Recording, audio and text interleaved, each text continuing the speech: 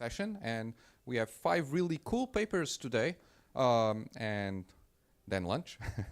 So yeah, my name is Luis Pina, and first we're going to talk about linear matching of JavaScript regular expressions with Aurel. So take it away, Aurel.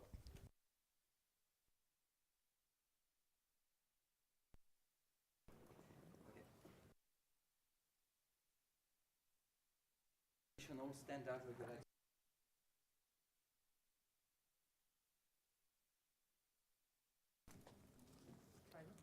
Okay. Does it work? Which number are you?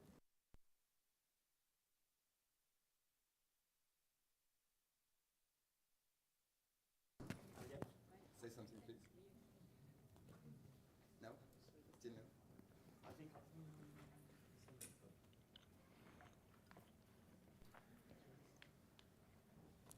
Okay, I think that might be working. Okay, can you hear me? Yes. Oh, can I check your? Do you want to use? I could use that. Okay. Test.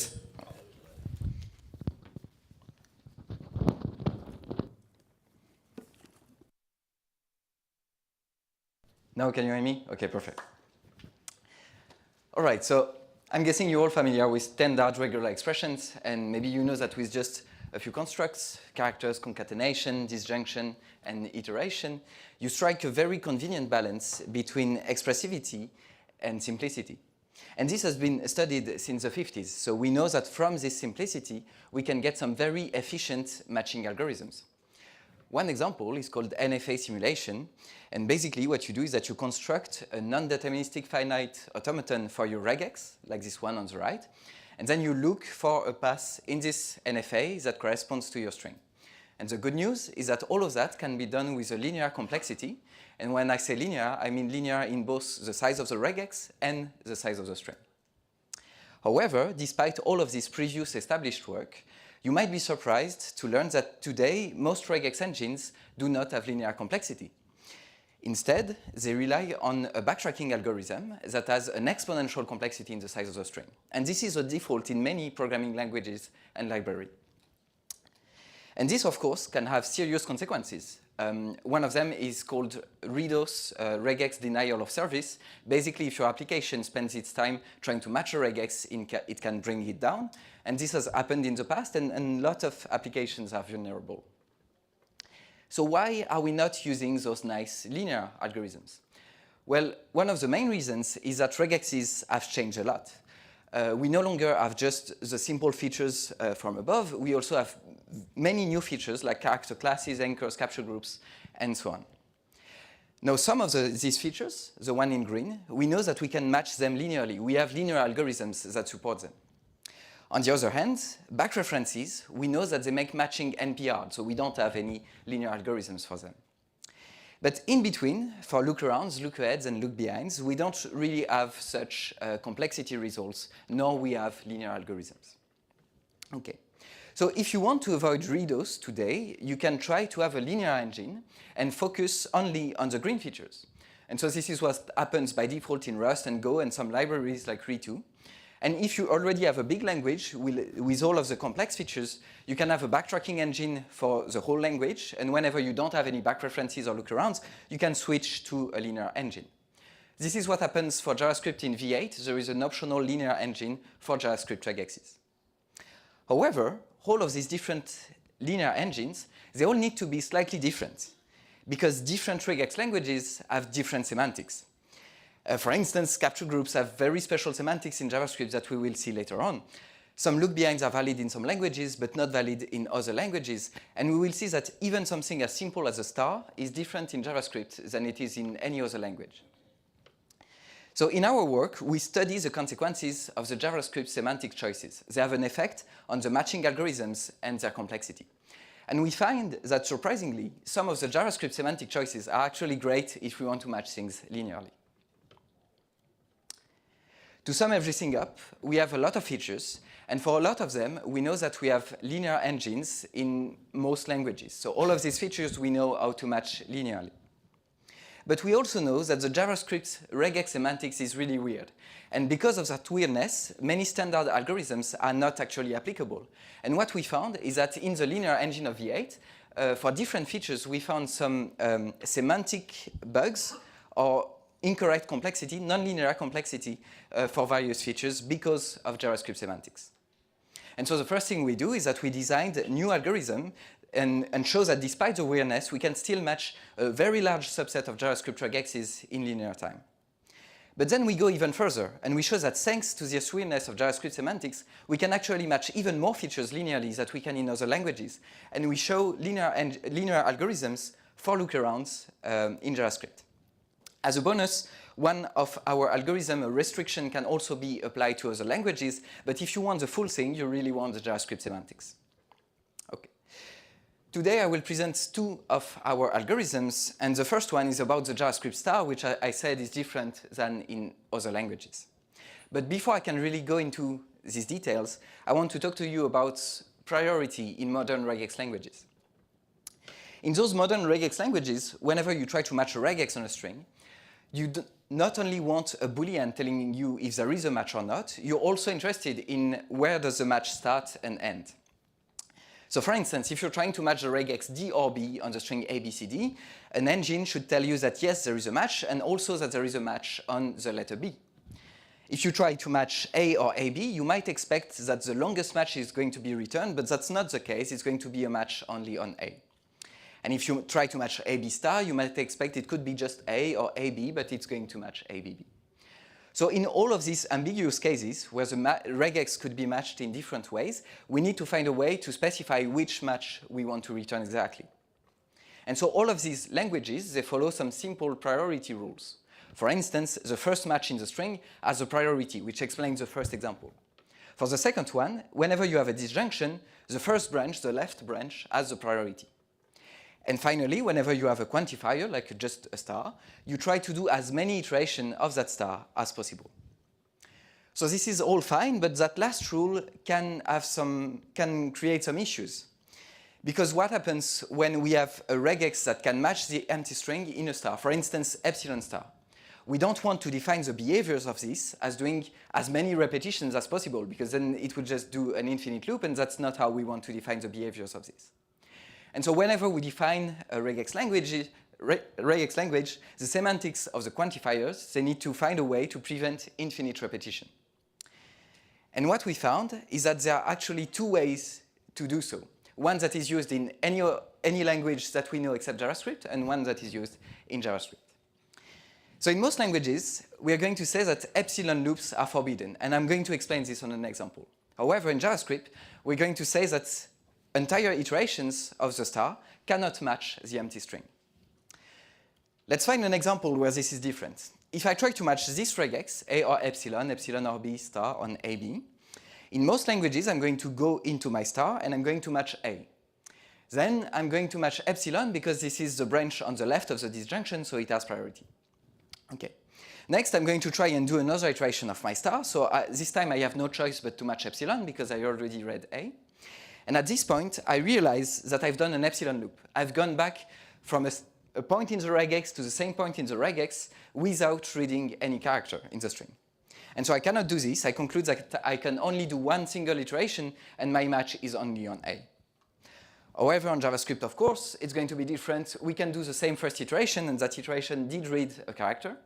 And then we can do another iteration, and this time we are allowed to match epsilon and then B, and it is still a non-empty iteration, and so the result in JavaScript is actually to match AB.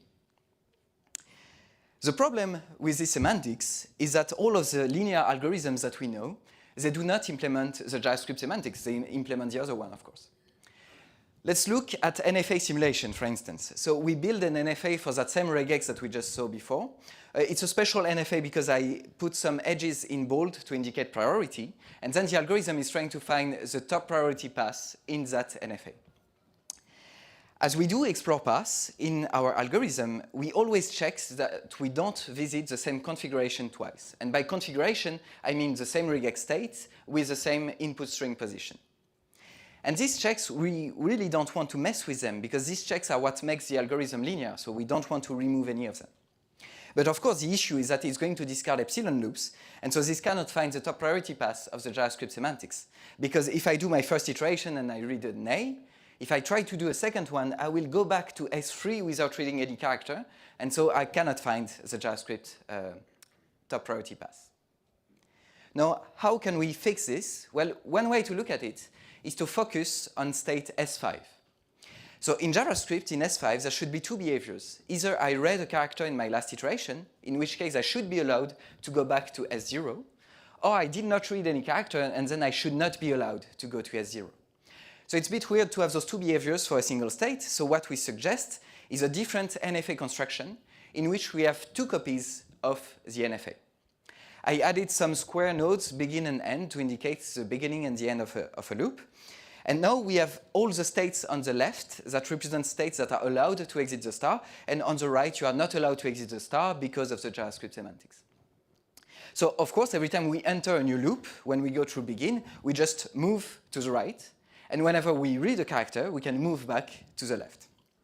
And this construction is enough to actually match the JavaScript semantics, because when we do our first iteration, we read an A, and then if we try to do a loop, we'll go back this time to T3, which is not the same as S3, and so we can continue with exploring our path, and we will find the JavaScript match. So just with this new construction, we restored the correctness for the JavaScript star. It's still a linear algorithm, and we only need a single copy. And we also implemented this in the linear engine of V8 because it was using the previous algorithm, and so it was actually incorrect in some edge cases. Okay. Next, I would like to talk about another feature, a feature that we don't usually match linearly. I'm talking about Lookarounds with capture groups inside of them. So let's try and see what this is exactly. A lookaround is a way to put a condition inside your regex. If I try to match A look ahead B, I'm trying to match any letter A that is followed by a B. Note that B is not part of the match, only A is, but I only want to match A when there is a B after. In this other example, I'm trying to match a sequence of numbers that is followed by the following letters. And so, of course, it will match 27 in June 27th, but it cannot match anything in PLDI'24. Okay. Then I also talked about capture groups, and while lookarounds we usually don't know how to match linearly, capture groups we do know, and we do have linear algorithms for them. Basically, the idea is that you not only want the positions at which the match starts and ends, you also want the positions for each sub-expression inside parentheses. You want to know which part of the string they last matched. So if I'm trying to match A, B or C and then D on this string, an engine should return that not only I have a match on the substring ACD, but also that my parentheses, my expression inside parentheses, matched exactly the letter C. And of course, JavaScript being JavaScript, capture groups are different in JavaScript. And so there is this weird property, and I don't know why it is this way, that at each iteration of the star, you forget about the value of all the capture groups that are inside that star. And so basically on that example, you would do a first iteration of the star where you go through the left branch to match A, and doing so you define a value for the capture group inside of the star. But as you do a second iteration, you forget entirely about the value of that capture group, and so in the final result, the value for that inner capture group is just undefined. Okay. So how can we match lookarounds in linear time? Well, we designed an algorithm that relies on two key ideas. The first key idea is that we found a way in linear time to pre-compute every position at which each lookaround will hold in a string. Basically, we need to reverse a regex for lookaheads, but I'm not going to go too much into details today. So yeah, we can compute this table, and so this is the first step of our algorithm.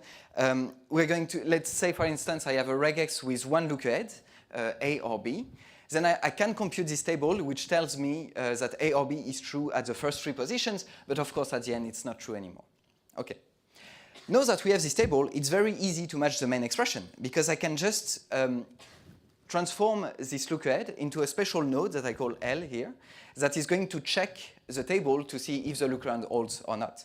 So for instance, if I were to execute this regex, I would say that in the first 2 iterations, I can check the table to see that it is in fact valid, and I can go on in my path. And if I tried to do a third iteration of the star, it would tell me that no, I cannot do it at this moment because the lookahead does not hold. However, even though we can match the main expression this way, we still have an issue because lookarounds can also define capture groups. And my table tells me when lookarounds are true, but it does not tell me what are the capture groups defined inside the lookaround.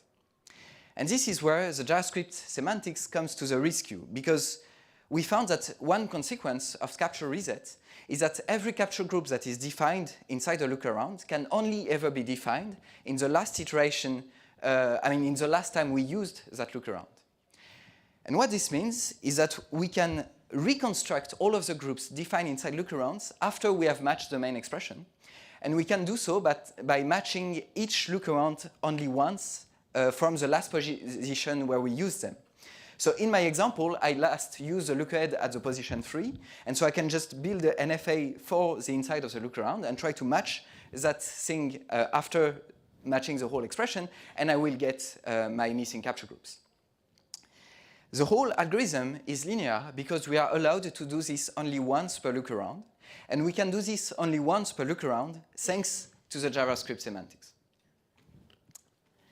In our paper, we have many more algorithms for many more features in which we either fixed the standard algorithms or we fixed the complexities that we found in the linear engine of V8, and we added support for unsupported features like lookarounds with capture groups in them. We still have an open question though, in the particular case where the plus is both nullable, it can match the empty string, and also it is lazy. We don't know if we can match this linearly in the size of the regex. In all of the cases, if you're not lazy, we can match it linearly. If you're not nullable, we can match it linearly. But in that case, we're still not sure. We implemented all of these algorithms in our own JavaScript regex engine that is called Regex. And some of them we also implemented in the linear engine of V8. Meaning that, for instance, if you use Google Chrome, you already have our algorithms on your computer and you have the very first deployed linear engine that supports look behinds.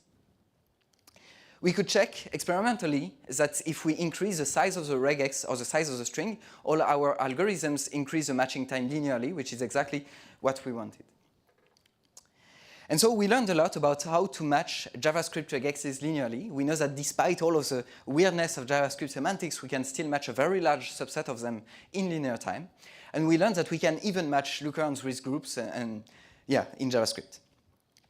I would also say that we learned some important things about modern regex semantics and how to design a regex language. We learned that it's really important to consider the interplay between different features, like the interplay between capture groups and lookarounds.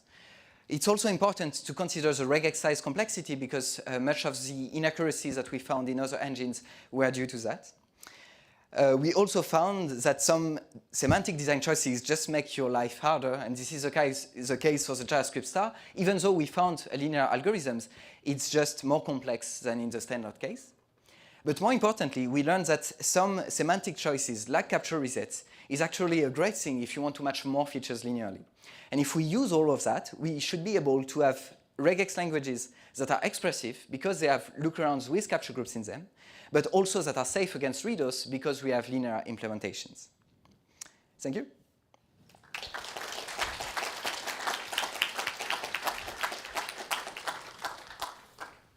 Okay, we have some time for questions, so please approach the mic and ask your question. So it sounds like this is all just one big coincidence, that we have some guys who don't understand what regular expressions really are, so they go off and build some busted regular expression semantics. Then it comes along, it turns out that with this busted semantics, you can actually do a whole lot of other things better. So is there some purposeful way of doing this, applying this thing more generally, or do we just have to wait for weird things to happen and hope that not too many people are educated in programming languages when they build programming languages? It's a good question and a good remark. So to cut some slack to the ones that design, the JavaScript semantics, I would say that they're not the only ones. I mean, people have been adding new features into modern regexes without ever asking what the complexity of this could be. And so they made some choices that are different, and it so happens that those choices are sometimes good. Yeah, I feel like if now we can try and identify which are the good choices, then hopefully it will be better in the future. I don't know if that answers your question. Or... Okay, yeah. So to what extent should we mangle the semantics of the things that we're working with to make them more efficiently implementable, I guess is a different question. Okay, then yeah. I don't think I've ever seen anyone complain, for instance, about things like capture reset. So I would feel like if you added capture reset in a new language, people wouldn't be mad about it. And in fact, there are so many people that are already using it, sometimes without knowing. I don't think it would be fair to change an existing language because maybe some regexes already depend on the previous behavior.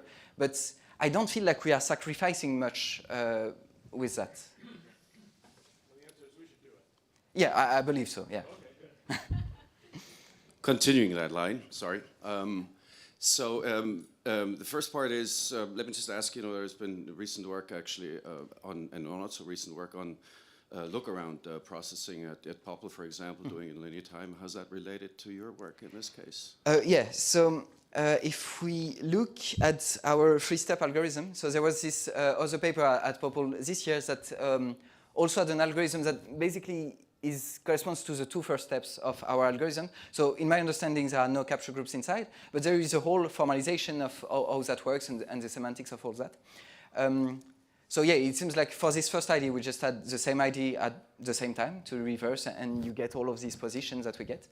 I would say that I feel like it's also important to see this interplay with capture groups, because in modern languages, you have capture groups. And so if we want that to actually fit into modern regex languages, to be able to match them together is nice. So following on that one, so first of all, I would prefer personally if standard regular expressions were called regular expressions. Mm-hmm.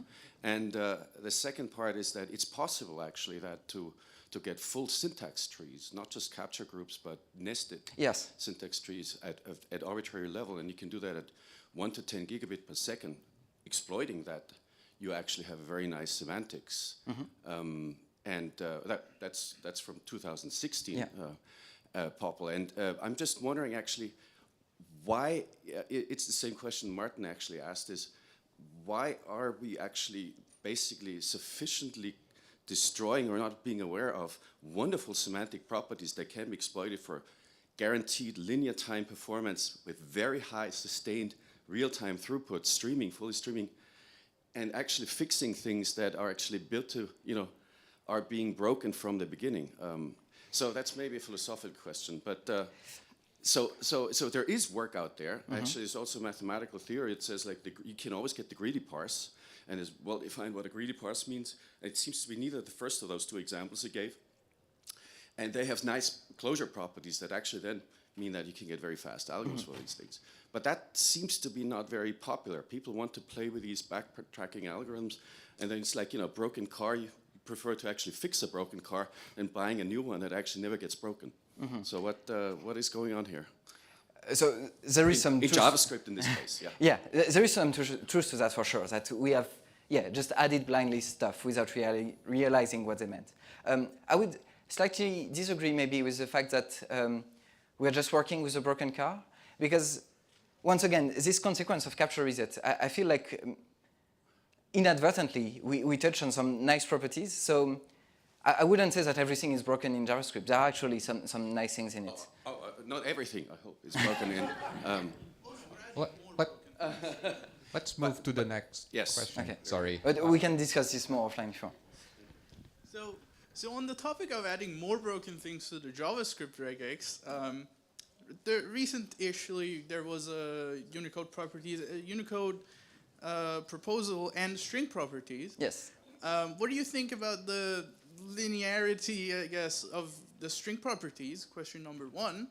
And two, you mentioned, okay, maybe let's just stick to number one here. So it's a very good question, because for instance, this algorithm in general is not streaming because we need to build the whole table before we do this thing. Okay.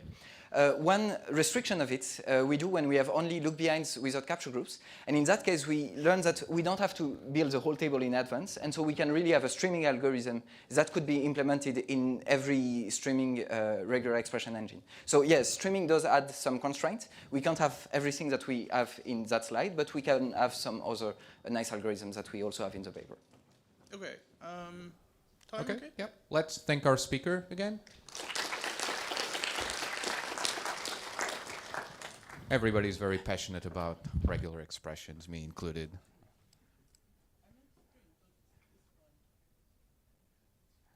Okay, our next speaker is setting up. So Zoe will talk about RichWasm, bringing safe, fine-grained shared memory interoperability down to WebAssembly.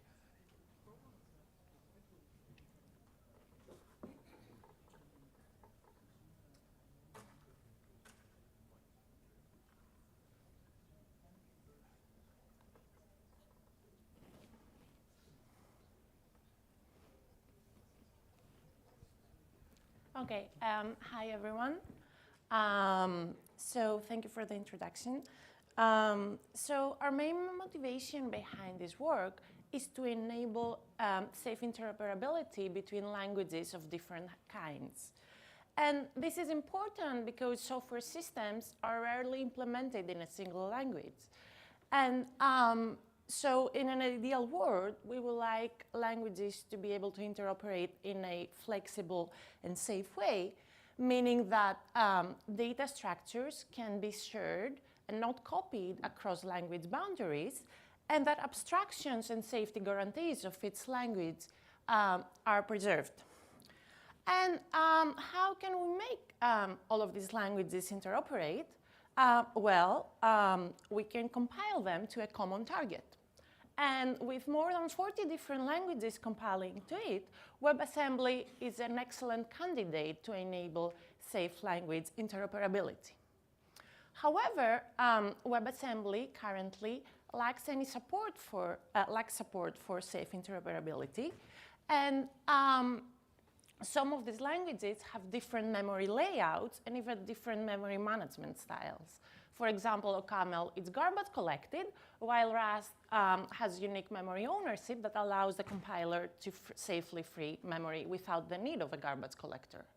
So we want to study this problem, and in order to study it, we picked two representative source languages. We picked CoreML, which is a type-safe, high-level language with garbage collected heap, and we picked L3, which is a language with unique memory ownership, enabled with linear types that guarantee that references have a unique owner at any point during execution. What can go wrong when such languages interoperate? Well, let's look at an example. So here's an L3 program, and it's using some functions from a CoreML program. So it uses the inc function that increases the contents of an integer reference by 1, and it's calling the increment function on a new linear reference. So this increment function, however, stashes the reference that is being passed to it as an argument into a closure. After the return of the function, the L3 type checker thinks that the ownership of this reference is unique, so it thinks it's safe to deallocate it. And later on, the L3 program calls the read function that tries to dereference the stashed location, which has just been freed, which is a use after free error that will cause the program to crash. So we would like to use WebAssembly to enable safe interoperability between these two languages. And we would like to do it by sharing memory in a fine-grained way while maintaining strong safety guarantees. But currently in WebAssembly, memory sharing has an all-or-nothing flavor, and current interoperability proposals focus on share-nothing interoperability. So let's look at the WASM memory model and see why we cannot share memory in a fine-grained way. So typically, modules in WebAssembly can refer to a single memory. This can be their own private memory, as in this case, or a module can import another module's memory and treat it as its own. However, this leaves the entire memory of module A exposed to module B that can do pointer arithmetic to access private data. So the multiple memories proposal attempts to solve this by allowing multiple memories to coexist. And modules can refer to multiple memories. So this way, a module can have its own private memory and a public memory that is imported to another module. This allows memory sharing, but it's still in a very coarse-grained way. And in addition, there is no support for sharing memory between different memory management strategies, and also abstractions, for example, linearity, or in other words, unique memory ownership in this case, and safety guarantees may be violated. So in this work, we develop RichWasm, and we intend this to be a platform for safe interoperability. RichWasm is a typed intermediate representation built on top of WebAssembly, and it has rich types and capability types in order to capture memory ownership. In our work, we provide type-preserving compilers from CoreML and L3, and source programs can communicate with a simple FFI. Then type-checking the RichWasm code at link time will raise a type error when memory safety is violated. After type-checking, we can lower the RichWasm code to WebAssembly that essentially erases types, and we can run it in a number of different environments. Let's dive deeper into RichWasm, and let's start from its memory model. So RichWasm has two global memories that are shared across all modules. There is a garbage collected memory, and the references to it can be freely copied. We call this the unrestricted memory. And there is a manually managed memory, and references to it have to have a unique owner at any point during a program's execution. We call this the linear memory. And unlike memories in WebAssembly that are byte arrays, these memories are high level, and they are maps from locations to values, and only pointers to the beginning of data structures can exist. So we cannot do pointer arithmetic. The memory contains structured data that can have one of these types. They can be variants, they can be structs, arrays, or existential type packages. And a central feature of the type system is pointer types and capability types. So in order to access a memory location, we do it through both a pointer and a capability. And the capability essentially captures the ownership of a memory location. And the capability type is annotated with the privilege it grants to the location that can be read or read-write, the location itself, and the type of the contents of this memory cell. So, and while capabilities to unrestricted memory can be freely copied, capabilities to the linear memory cannot be freely copied. We need to have a unique owner at any point during the program's execution. So how do we ensure that? We add qualifiers to types that denote in which way a value should be treated. So an unrestricted qualifier denotes that the value can be freely copied, while a linear qualifier denotes that a value is linear. Therefore, we cannot, and typically, pointers to locations, even regardless of whether they are pointers to the unrestricted or linear memory, they are unrestricted because they do not capture the ownership, while capabilities to linear locations have to be linear to ensure the invariant, the unique memory invariant. So WebAssembly, RichWasm has a reference type that conveniently packs together a pointer and the capability to it, and we can split a linear reference into a linear capability and an unrestricted pointer. And this restriction between pointers and capabilities allows us to have multiple pointers pointing to the same linear location while ensuring that the ownership will be unique. Therefore, multiple parts of the program can hold a linear pointer, while only part of the program can have a linear capability. So in our formalization of the language, we axiomatize garbage collection, and we assume that both the unrestricted memory and the linear memory can point to each other. There is a complication that arises from garbage collecting these two memories, and the thing is that the garbage collector may end up owning linear memory. So imagine the scenario where we deallocate some piece of unrestricted memory, and this memory points to linear memory. And now the garbage collector has to do something with this linear memory, which is to deallocate it. So the garbage collector needs to be able to free linear memory when collecting unrestricted memory. Let's look at how the RichWasm type system works in practice. And here's a module A. It has an unrestricted reference to a location that has an array, and it can freely pass this to another module while keeping a copy of this reference, and the garbage collector will ensure that when there are no more references to this location will be deallocated. And then if this reference was linear, the module A can still share this reference to module B, but it cannot keep a copy of this reference, and the unique owner of this reference can always call free on it, and it will be a safe operation.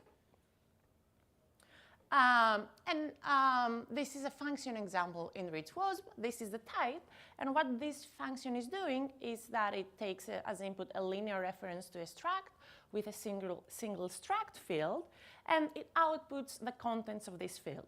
This is the type of the function, and let's unpack it. So this is the input type. It's a linear reference that points to a struct, and the struct has a single linear field that has type alpha, which has a linear qualifier. Alpha, the function is polymorphic on the alpha type, and it's also polymorphic on the location of this reference, so that we can instantiate this with any concrete location at runtime. And the output is simply the contents of the only struct of the only field of the struct. So notice that this function does not return back the reference, so it must consume it. And it must do that using free, otherwise this program will not type check. So during execution, the function will put its argument in a memory slot where arguments and local variables are being stored here. And this is a reference to L1, and L1 is a pointer to a reference to the linear memory, and it has a struct with a single field. So we cannot just simply read out the struct field, because that would violate linearity. We would suddenly have two copies of this 42 here, and we know that 42 is linear. So we cannot simply do that. We have to use a struct swap instruction. And this lets us read the contents of the struct field, and as soon as we read it, we put in the struct field a new value. And here we decide to put 43. So struct swap will take two arguments from the top of the execution stack, ref L1 and 43. Okay, but now we have a similar problem here again. We have two copies of a linear reference, and we should never do that. It violates our invariance. What can we do? We want to swap the value of the local slot, but it's not obvious this time what should be put in, because we cannot create a linear reference out of thin air. So it happens that we need to change the type of the slot, and we put unit inside. And this is all good because we now have, again, just one copy of the linear reference. And this demonstrates the need for strong updates. A strong update is when the type of a memory slot changes dynamically during execution. And we need that to ensure linearity, and we need to be able to do strong updates on struct fields and local variable slots. But in order to ensure that a strong update is safe, we need to keep track of sizes statically. So we statically check whether a new type we are trying to put in a memory slot fits in the available space. So we have several type annotation types in order to track this information. And this is the full example showing the hidden size information. And we can see that the struct field is annotated with its size, here 64 bits, and that the alpha type has an upper bound of 64 bits.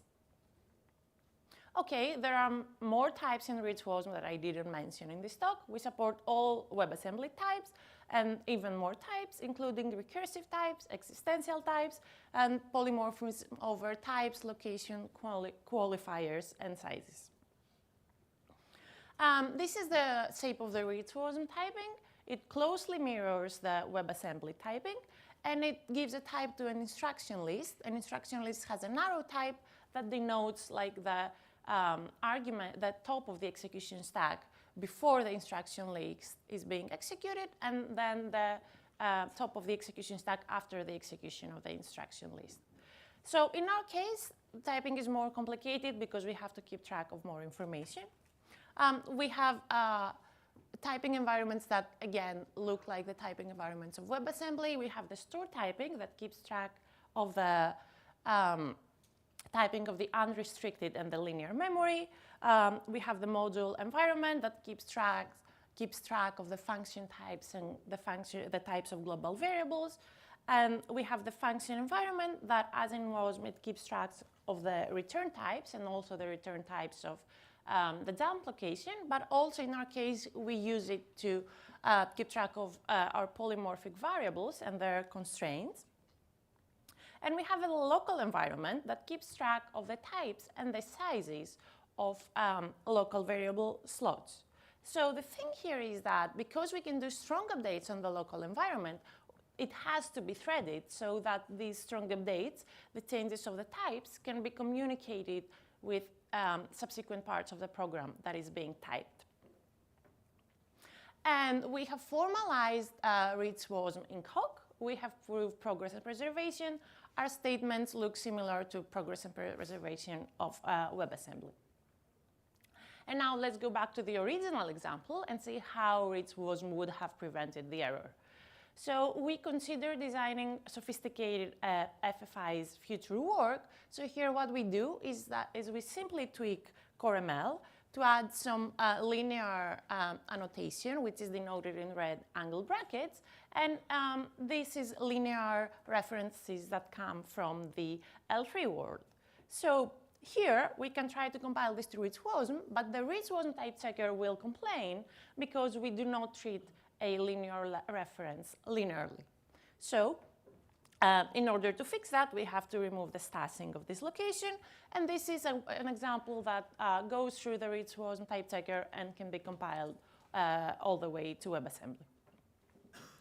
So to summarize, we presented RichWasm, a typed intermediate representation that has rich types and capability types that ensure unique memory ownership. And we provide type-preserving compilers from CoreML and L3, and also a compiler that lowers RichWasm to WebAssembly by essentially erasing types. And we have a Hoc formalization and type safety proof.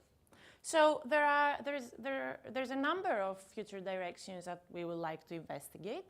First, we would really like to be able to compile to WASM plus the native garbage collector for WebAssembly that is being implemented.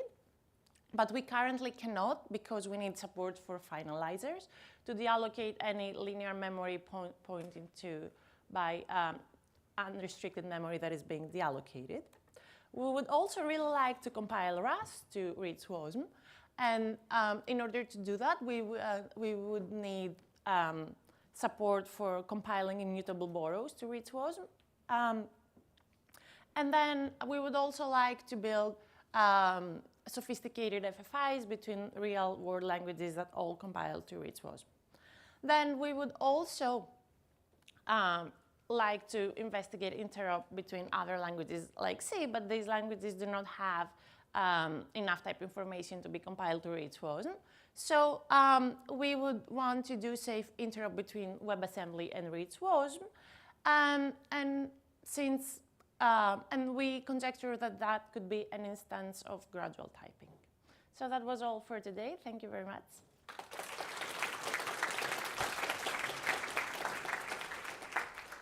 Okay, we have time for questions.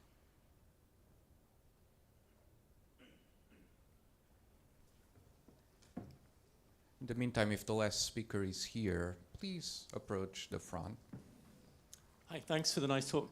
So I'm just thinking about the resolution to the, you had the opening example with the stashing the reference, and then the resolution was, oh, actually, our ML-like language now needs to be extended with linearity in order to do yes. this, right? So I forgot to mention that, but ML is agnostic to this linear annotation, so it's simply a directive to the compiler to compile everything annotated with that to a linear RichWasm reference. But the type checker is still agnostic to this linearity annotation. But I guess the programming model that emerges is basically that the ML-style programmer still has to understand linearity, otherwise their stuff won't link, right? Yes, if you want to communicate with a language. I think there are other ways you could approach that, but that's, yes. Maybe we'll chat about that later. Yeah. Okay. Thanks. Mm-hmm. I maintain a couple of large OCaml libraries with a lot of interop with like C and Rust and languages like that, and not just like GC versus like linear semantics are a problem, but just like getting them to agree on the types in the first place is kind of annoying. And I don't really care about WASM. Like, have you thought at all about like how this could apply to just like the general problem of getting languages to interop nicely? Yes, it's a platform that we can build like safe FFIs on top of that. Like eventually the end user, the programmer, wouldn't need to know anything about RichWasm, and like given that we have good errors at the RichWasm level that like give you enough information about the source level programs, but as an end user of this, you would only have to know the FFI between the source languages. Okay, let's thank our speaker again.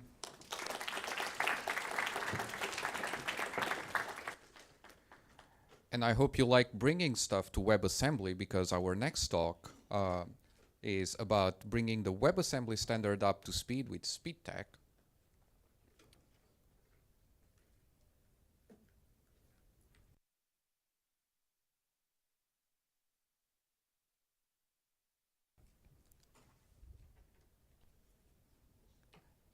And it's brought to us by Dongjun Byun from KAIST. Test, okay.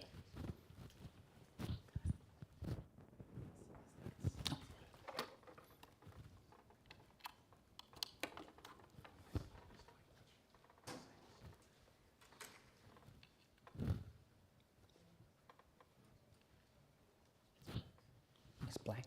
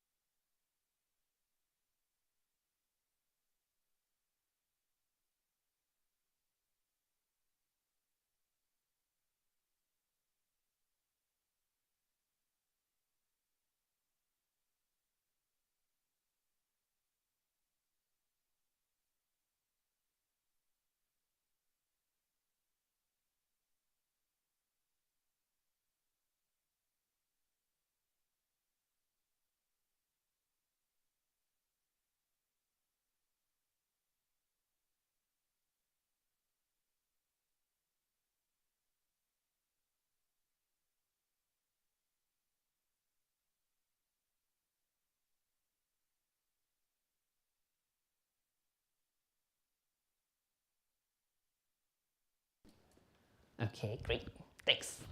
So, hello everyone, I'm very pleased to talk about our research about bringing the WebAssembly standard up to speed with SpecTek. And I'm the presenter, Dongjun Byun. So here is a short recap about the WebAssembly. WebAssembly is a lower level code format designed for efficient execution, especially on the web. For example, if we have a C code like this, then this is translated into a WASM function like this. The computation model of WebAssembly is based on the stack machine. So when we execute the burst instructions local.get and local.get1, then we push the two parameters x and y into the stack. And when we execute the i32.add, this pops two values from the stack and push new values into the stack. In order to mitigate the risk of the implementation divergence, WebAssembly requires 4 artifacts for a new feature to be standardized. First, we need a formal specification, which describes the behavior of WebAssembly in a declarative manner. We also need the prose specification, which describes the behavior of WebAssembly in an algorithmic manner. We also need the reference interpreter, commonly written in OCaml, and we also need the test suite. So basically, we need so many artifacts like this. And this imposes several challenges. First, it's very laborious. All of the documentation and the maintenance should be done in a manual manner. Also, it shows the bad readability, especially for the specifications. They are written in LaTeX or restructured text, and code reviews for them make it very un-user-friendly. Also, this process is very error-prone. The correctness of the artifact itself or the consistency within each of these artifacts should rely on the human eyeball correspondence. Long story short, we definitely do not want to write, review, or maintain this bunch of complex code. So this brings us the question, can we do better? And the answer is yes, using our new suggested framework, SpecTek. SpecTek is a framework for mechanizing the specification of WebAssembly, embracing both algorithmic and declarative styles of semantics. It provides the domain-specific language, DSL, which can easily describe the syntax, type system, and the execution semantics of WebAssembly. The definitions written in this DSL can be used as a single source of truth from which all of the various artifacts can be automatically generated. Here we have the high-level overview of the structure of the SpecTek. First, we have the backbone of the SpecTek, which consists of the DSL input and all of the intermediate representations, from which multiple artifacts can be generated as a backend. Let's start by looking at the first step, the translating from DSL into EL. So first, we have designed the domain-specific language, DSL, which can concisely describe the WebAssembly specifications like syntax, typing rules, execution semantics, or the functions. Especially, this design is closely resemble the pen and paper notation commonly used in literature. So for example, you can see the typing rule has a turnstile, which is described using the vertical bar and a hyphen. Then the definitions written in DSL is parsed into a language we call external language, or EL. Here we have the excerpt of the syntax of the EL, and you can see the top level definitions here, which consist of syntax, various relations, function definitions, or the variable declarations. Next, what we do is we transform EL into a language called IL, and we call this process elaboration. The purpose of this process is to make the EL into a more explicit and unambiguous language. During this process, various things happen like type checking or dimension inference. If you look at the code left, it fails to type check. And if you see at the code at the right, it succeeds at the type checking, and also it infers the dimension of the variable x and y by looking at the list x star and the list y star. Next, we have some internal transformation from IL to IL. Again, the purpose of this process is to make it even more simplified and more explicit notations. Various things happen during this process, including inferring the implicit side conditions.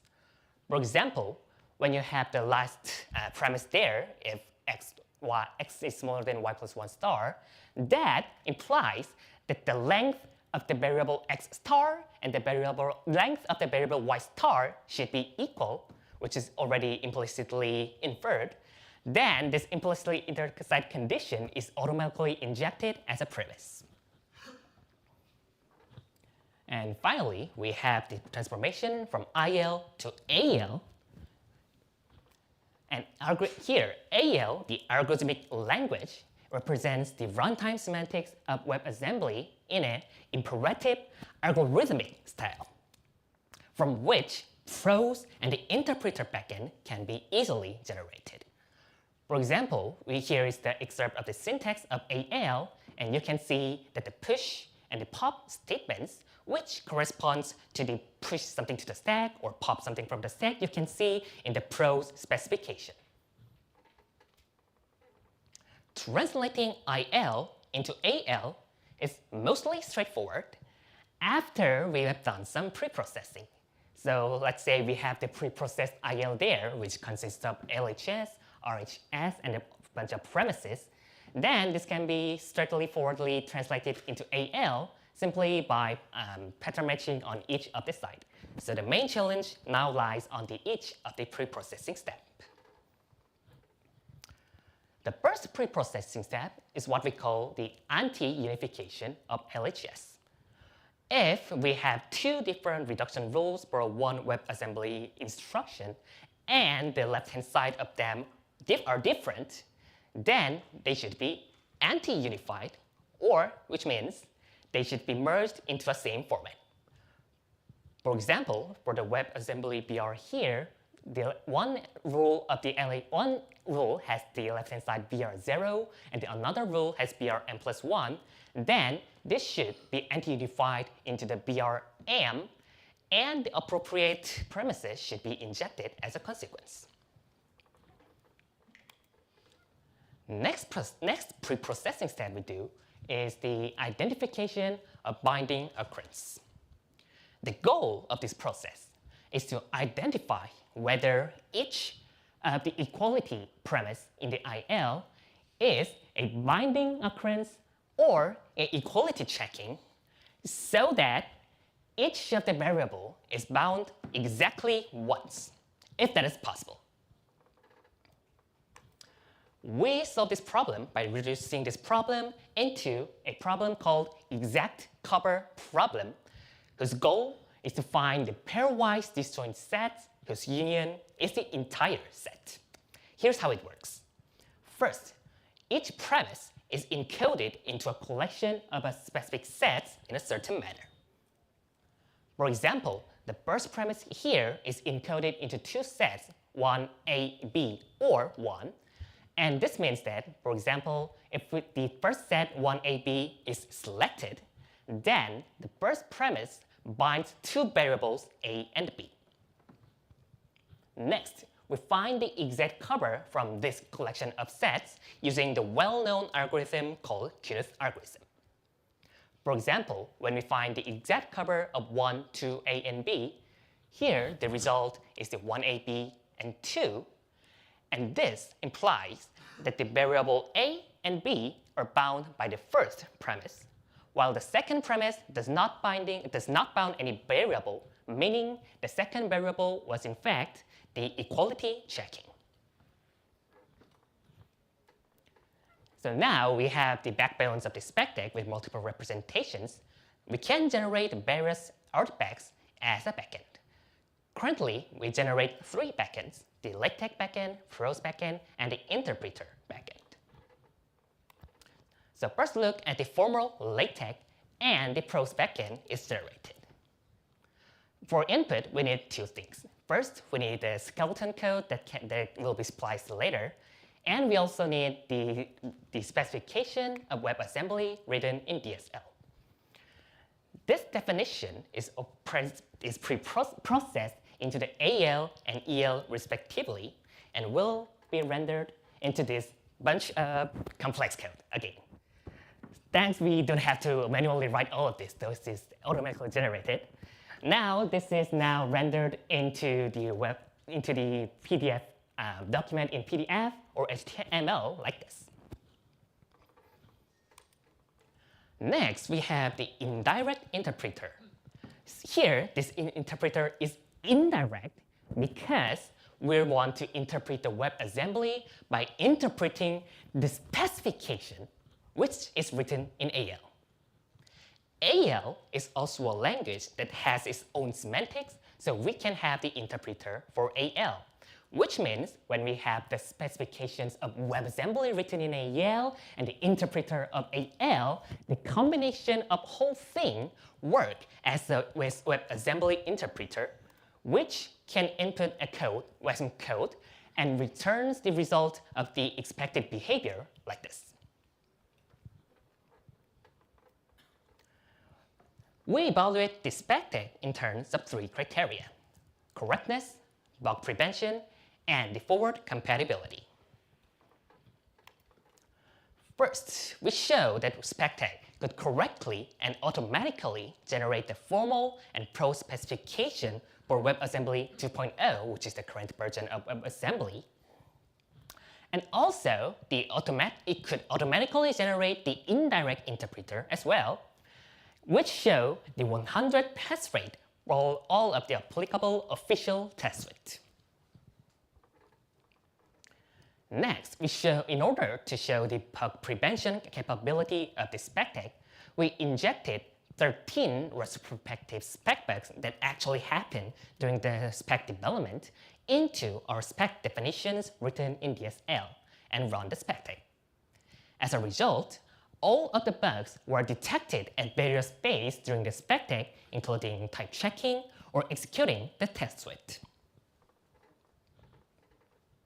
Finally, we showed that the SpecTek is a forward-compatible tool. SpecTek could handle the 5 proposals to be included in WASM 3.0, and during this process, we also found and reported 10 more bugs that were in the proposal. This furthermore showed that the SpecTek's capability in terms of catching and preventing the bugs of the specification. So in summary, we presented our new framework SpecTek to bring the WebAssembly specification standard up to speed with SpecTek. SpecTek is an open source project which is available in the QR code here and the link there. And this project tries to automatically generate various artifacts from the given DSL. Thanks for listening, and I'm glad to hear more of the questions. Thank you.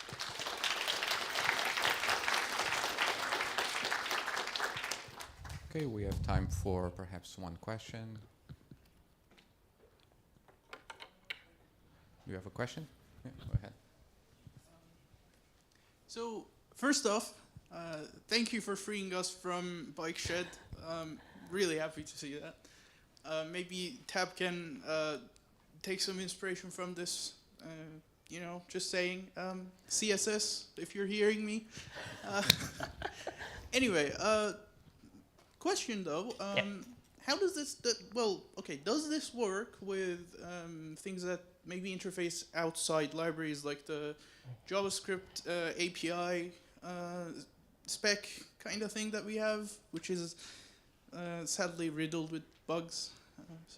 Yes, that's a question. Yeah, currently WebAssembly is a bit specialized for WebAssembly, but I believe that it can be easily extended to express the outside specifications like JavaScript, and I think that's possible.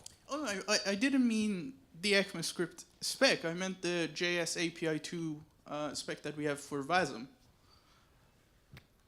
Okay, I'm not sure if that would be...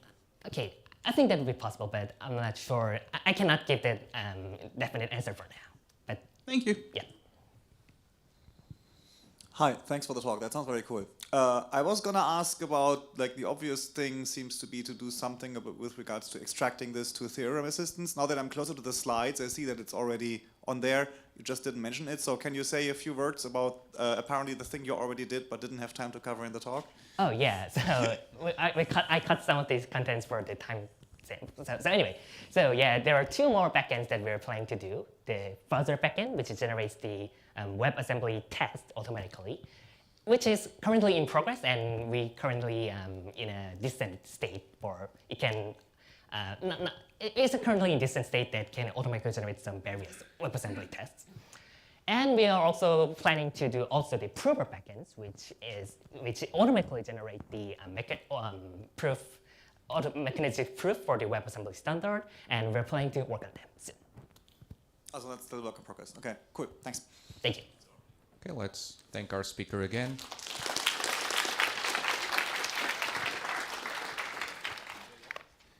If the last speaker is around, please make yourself known. Thank you.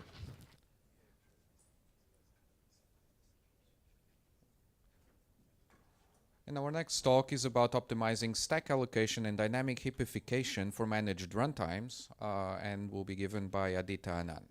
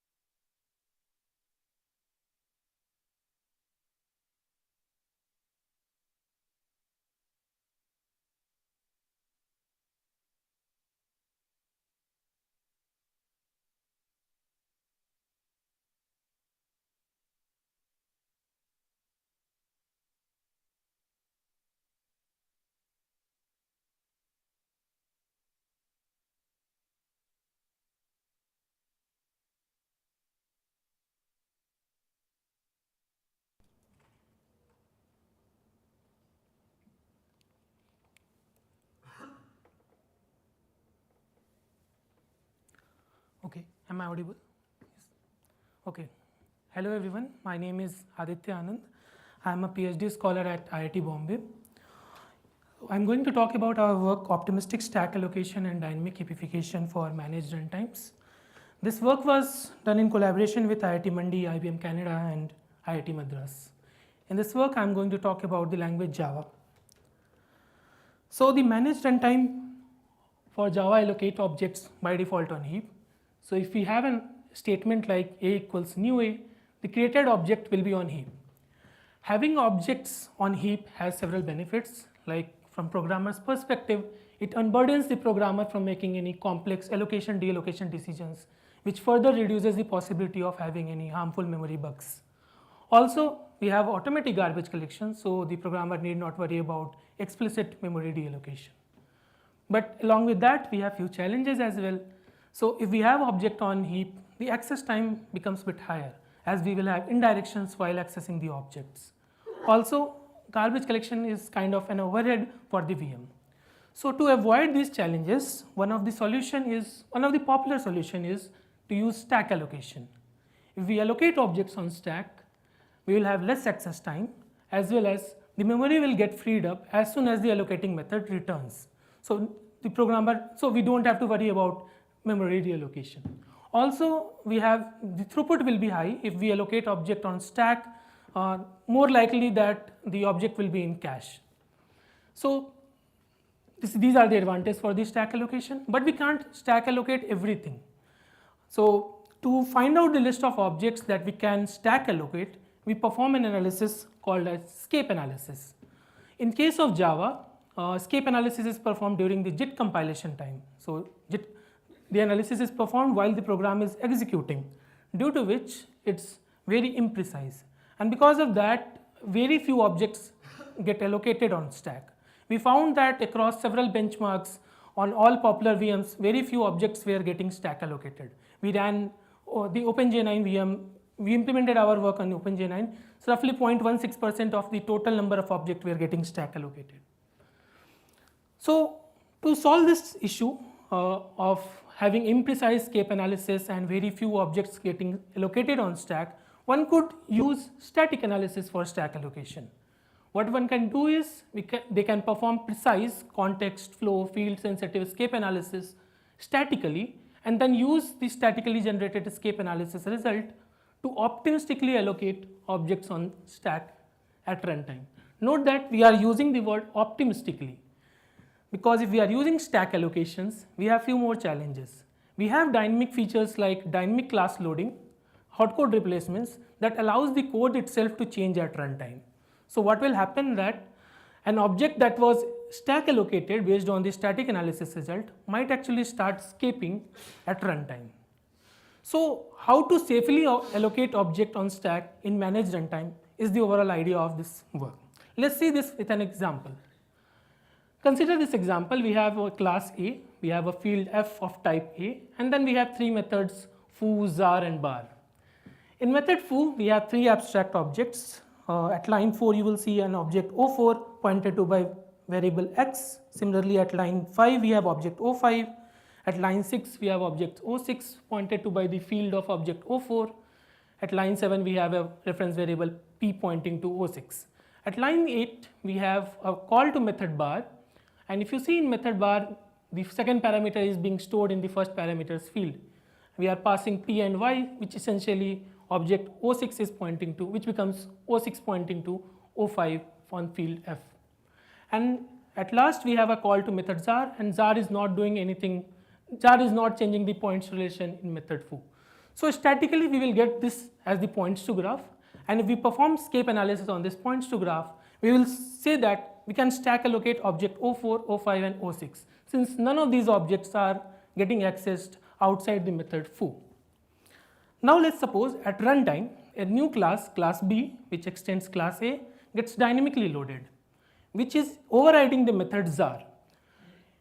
At this point, we have used the static analysis result and we have stack allocated O4, O6, and O5. Now, if you notice the overridden method zar, we have a statement q.f equals p. And if you notice q is a parameter which is being passed at line 9 and then which is an argument at line 9 and a parameter to method foo. So in this case, what is happening is a reference variable q is the object pointed to by the reference variable q is able to access object O6, and hence O6 starts scaping.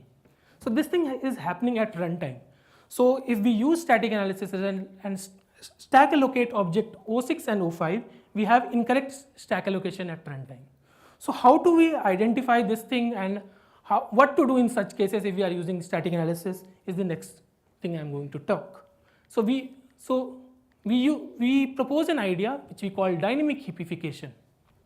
So the idea is that if we have a situation like this, if we have stack allocated object O4, O6, and O5, in that case, if we find that an object, suppose in this case object O6 was scaping, the first thing which we do is we copy, or we call it heapify, the object O6 from stack to heap, and then recursively heapify all the objects which are reachable from object O6. In this case, it's object O5 by maintaining the field relationship as well.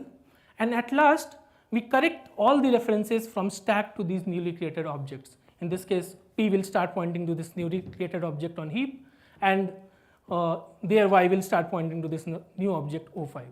So this is the idea of heapification.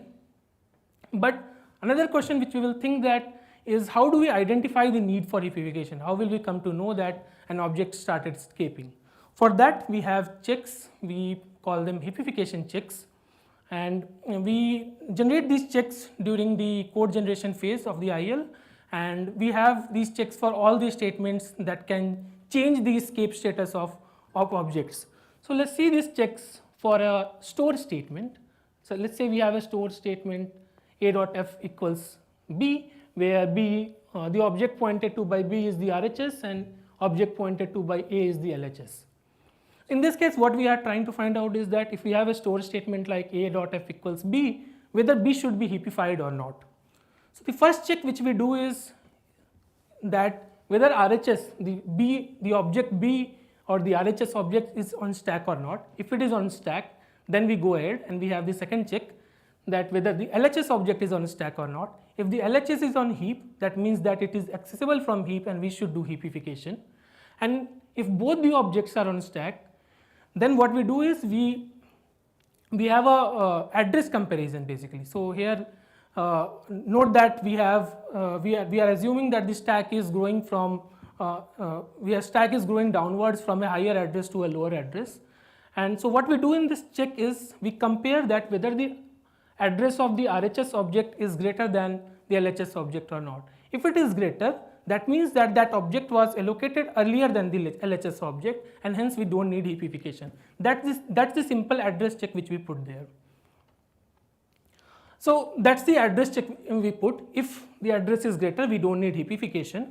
If that is not true, then what we do is we try to find out, we try to locate the object, we perform stack walk and heapify based on these scenarios which I will explain the next. So there are several scenarios that can happen at each statement. So let's see the scenarios at a store statement. Let's say we have these three methods, method M1, M2 and M3, where M1 is calling M2, M2 is calling M3, and M3 we have a store statement a.f equals b.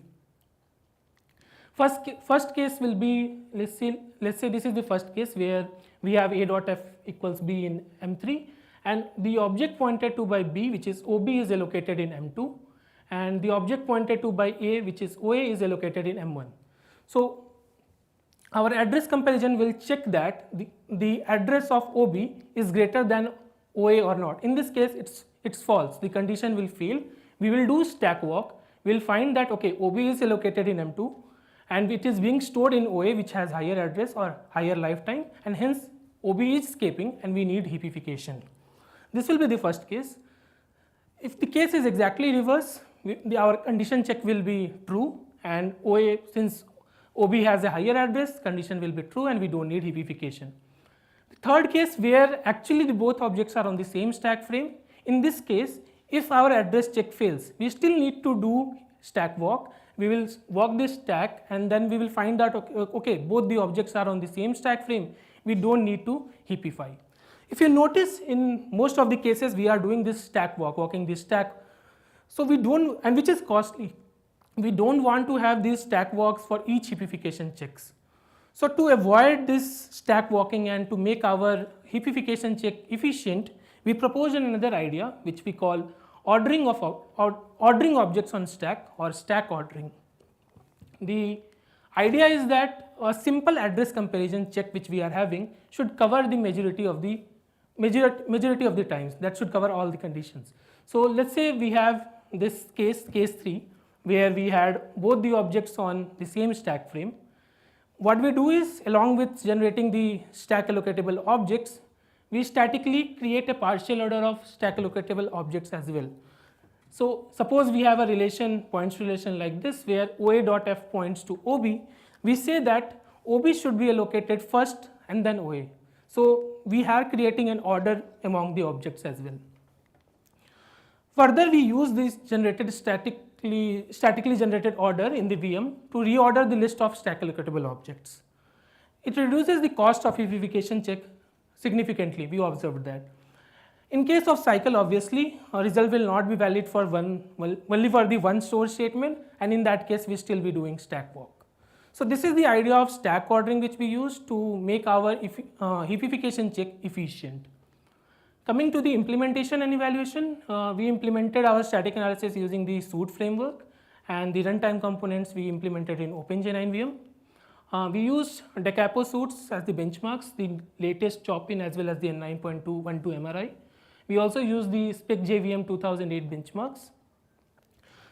Our evaluation scheme had two major schemes. The base scheme is the stack allocation with the existing JIT compilers escape analysis, and the opt one is with our optimistic scheme. And then we compute two major things. First, the enhancement in stack allocation with our scheme, and the impact on performance and garbage collection with this stack allocation happening. So let's see the evaluation with stack allocation with respect to stack allocation. So we have two schemes, base and opt. For each scheme, we were measuring three things: the static count. Static count is the number of is the allocation side, basically number of allocation sites. And dynamic count is the actual number of objects at runtime.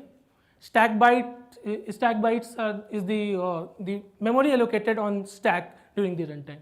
So if you observe for the benchmark like GraphG, we improved the static count from 0 to 32, which corresponded to 506 million of objects. Note that these numbers are over a fixed iteration of on a fixed iteration of runs for each benchmark. Similarly, if you observe for H2, we improved the dynamic count from 29 million to 452 million of objects, and significant improvement in stack bytes as well. So we had improvement on several benchmarks. We have much more benchmarks in the paper, and on an average, we had an improvement of 71% in stack allocation and 54% in stack bytes. This means that we are allocating less on heap. Next, on performance. So here we are. So on x-axis we have the benchmark. On y-axis we have the normalized time in seconds. Lesser the time, the better. We have base and opt schemes. So if you observe, we are reducing the time significantly for most of the benchmarks, and results are looking fine for these benchmarks as well. So this is the performance measurement. We also measure the average performance improvement was around 8.8%. We also measured garbage collection. So on x-axis, you can see the max heap size. So x represents the minimum heap size required for running each benchmark. So we have x, 2x, 3x, and the default heap size. And then we are measuring the number of GC cycle happening for each benchmark. We saw good improvement in garbage collections as well. Like the number of GC cycle got reduced. On an average, we saw around 5.3% reduction in GC cycle. Yeah, to conclude, we handled an important O optimization by allocating method local objects on stack frame of their allocating method. We use static scape analysis to optimistically allocate identified object on stack to improve precision without thwarting the efficiency.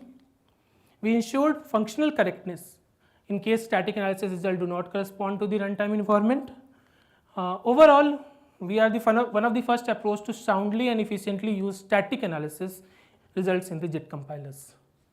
This is our paper. We have described much more things, some more things in the paper with respect to performance as well.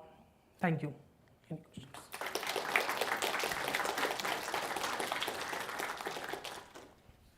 Okay, we have time for some questions. Hello, very interesting talk. I wonder whether you have also evaluated a, let's say, radical approach, just put everything on the stack and don't care, and when you have a method call, you have to kind of save your stack anyway, because when you return, you have to reconstruct the stack to continue the normal control flow in the caller. So I wonder what happens if you just put everything on the stack, save it away when you have a call, restore it when you return. So we tried putting everything on stack. So in our case, we had, so if we put everything in on stack and things are not correct, we used to see heapification happening since we don't need to keep things on stack. Did I understand your question? Can you repeat? No, the idea was, I mean, you just mentioned there's a limit on stack space. Yes, that problem anyway. Yes. I was talking about something else. Why not just get rid of all the stack walks, of all the thinking, and just put everything on the stack? The only problem that you have is a context switch. But you need handling for a context switch in the normal VM anyway, because after you return, you have to reconstruct the stack so that your caller can continue, right? Yes. So if you just extend this functionality and say, okay, then I have a bit more to save because my stack has become huge, wouldn't this be a much simpler approach? I think we have not thought on this, but I think we can't keep everything on stack. There is a size constraint as well. But you haven't looked at the size constraint anyway, right, in this one? Escape. There are also objects that escape the current function and go to the parent. We can't keep everything on the stack. Threads also. If there are threads, there also, even if you don't have threads, the objects can go to the parent function, right? Right. So the escaping Okay, if you return beyond the current position in the code, beyond the current seed, that is possible. But just going down into nested call trees, it should be possible. Right. So the notion of escaping objects. The non-escaping objects can be put on the stack. Escaping Okay. objects, if you put, that's what you're saying. You have to, for safety, you have to walk back. Heapify. Okay, so you were mainly thinking about really the escaping objects, because when you just go down the call tree, then you might be able to just put everything on the stack and save the effort of the escape analysis. Maybe we can thank move you. on. So I know a couple hundred people who have been using stack allocation in OCaml for a couple years, and I think we all agree that by far the biggest pain point is how it interacts with tail call optimization. And so I'm wondering if you ran into any problems with that at all. So I didn't hear your question. Okay, yeah. So we didn't look into the tail call optimization yet, but I think we have not looked into the tail call optimization actually. Yeah. It's not common in Java. Java, yeah. Does Java even do tail call optimization? The JVM does, yeah. Yeah, we have, but it's not so common. Cool.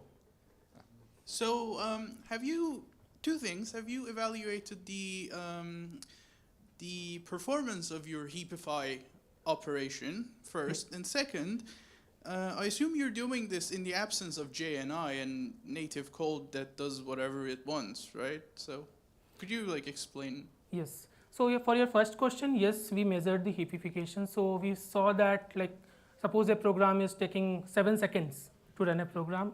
We put extra objects which we know that it will get heapified. So we saw that over 1 million heapification caused a 1 second delay. So the heapification cost was not that much. And for your second question, what was your second question? That was, I assume you're doing this in the absence of JNI, so yeah. So in case so we are not interfering with the JNI. If something is passed to the native methods that are supposed to escape, or we actually did that, like we found that some of the native methods are not doing anything with the object. So we marked them that, okay, if you pass to these native methods, you can still stack allocate because those are not going to change anything. Okay, so just to make sure I got your thing right, so in case an object is passed to JNI, it's just marked as a heap thing, so you don't touch it. Yeah. Thank you. Okay, let's thank our speaker again.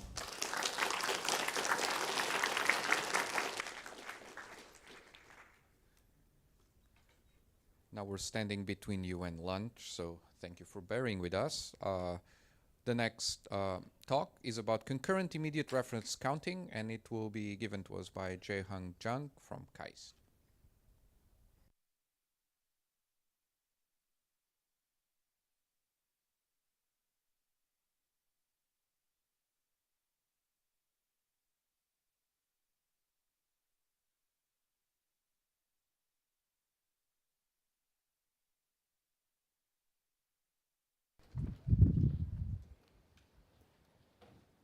Is it full screen? Oh, great.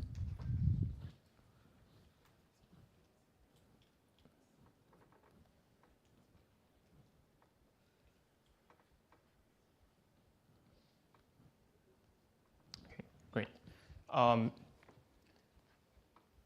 Excuse me. Thank you for your introduction. I'm Jae-Hwang Jung from KAIST. Despite this talk being in the managed language session, actually I'm going to talk about the problem of concurrent memory recognition in unmanaged languages like C++ and Rust. And then I'll introduce our new automatic solution named concurrent immediate reference counting. So let's consider a linked list like this. Suppose the first thread, T1, loads a reference to node 1 and is about to access it. But the scheduler stops T1 and runs the second thread, T2, who wants to remove node 1. If we're not considering concurrency, T2 will simply unlink the node 1 from the list and just free it. But in concurrent programs, it's not safe to free the node immediately, because when T1 wakes up, it will access node 1, which is an user after free error. So to safely free node 1, we should wait until T1 has finished accessing node 1. Solutions to these problems are usually called safe memory reclamation algorithms, or in short, SMR algorithms. There are several approaches to this problem, but they are either difficult to use, slow, or their memory usage is not stable. In this work, we developed concurrent immediate reference counting, or CIRC, which is easy to use, fast, and shows a stable memory usage. But before getting into CIRC, let's review some existing methods that CIRC builds on. First, let's take a look at epoch-based reclamation, or EBR, which is a manual SMR method. In EBR, we should first activate a critical section before starting an operation. It doesn't provide mutual exclusion like lock critical section, but instead it protects the thread's local references in the sense that it prevents the reclamation of the object that this thread can reference. After we remove a node from the list, we should use the retire function to schedule the reclamation of the node, and this reclamation is deferred until all the current critical sections are released. This ensures that the threads can safely access their local references inside their critical section. Using manual methods like EBR can be quite difficult because the user has to call the retire function manually. Specifically, to retire an object, it should be first made unreachable from the shared data structure. But reasoning about this object reachability in non-blocking concurrent programs can be really complex. So the reference counting is an easier alternative. Its interface is so simple that it can be automated using smart pointer types. For example, here we have an RC, which is the type for the pointers that are backed by a reference count. And there is an atomic RC, which is for the shared mutable locations containing an RC. When you load from an atomic RC, the counter is incremented. And when you update its value, the old reference is decremented and the new one is incremented. And we remove a reference, then the counter is decremented. Finally, when the count reaches 0, the destructor of the object triggers recursive decrement of the successors. The problem of reference counting like this is that it's very slow. This is because getting local references is really frequent operations. For example, when you're traversing a linked list, and each of these local references incur a high overhead because you have to atomically modify the reference count. So deferred reference counting algorithms optimize these local references by combining reference counting and the manual method under the hood. There are several approaches to deferred reference counting, such as CDRC, ORGC, and FRC.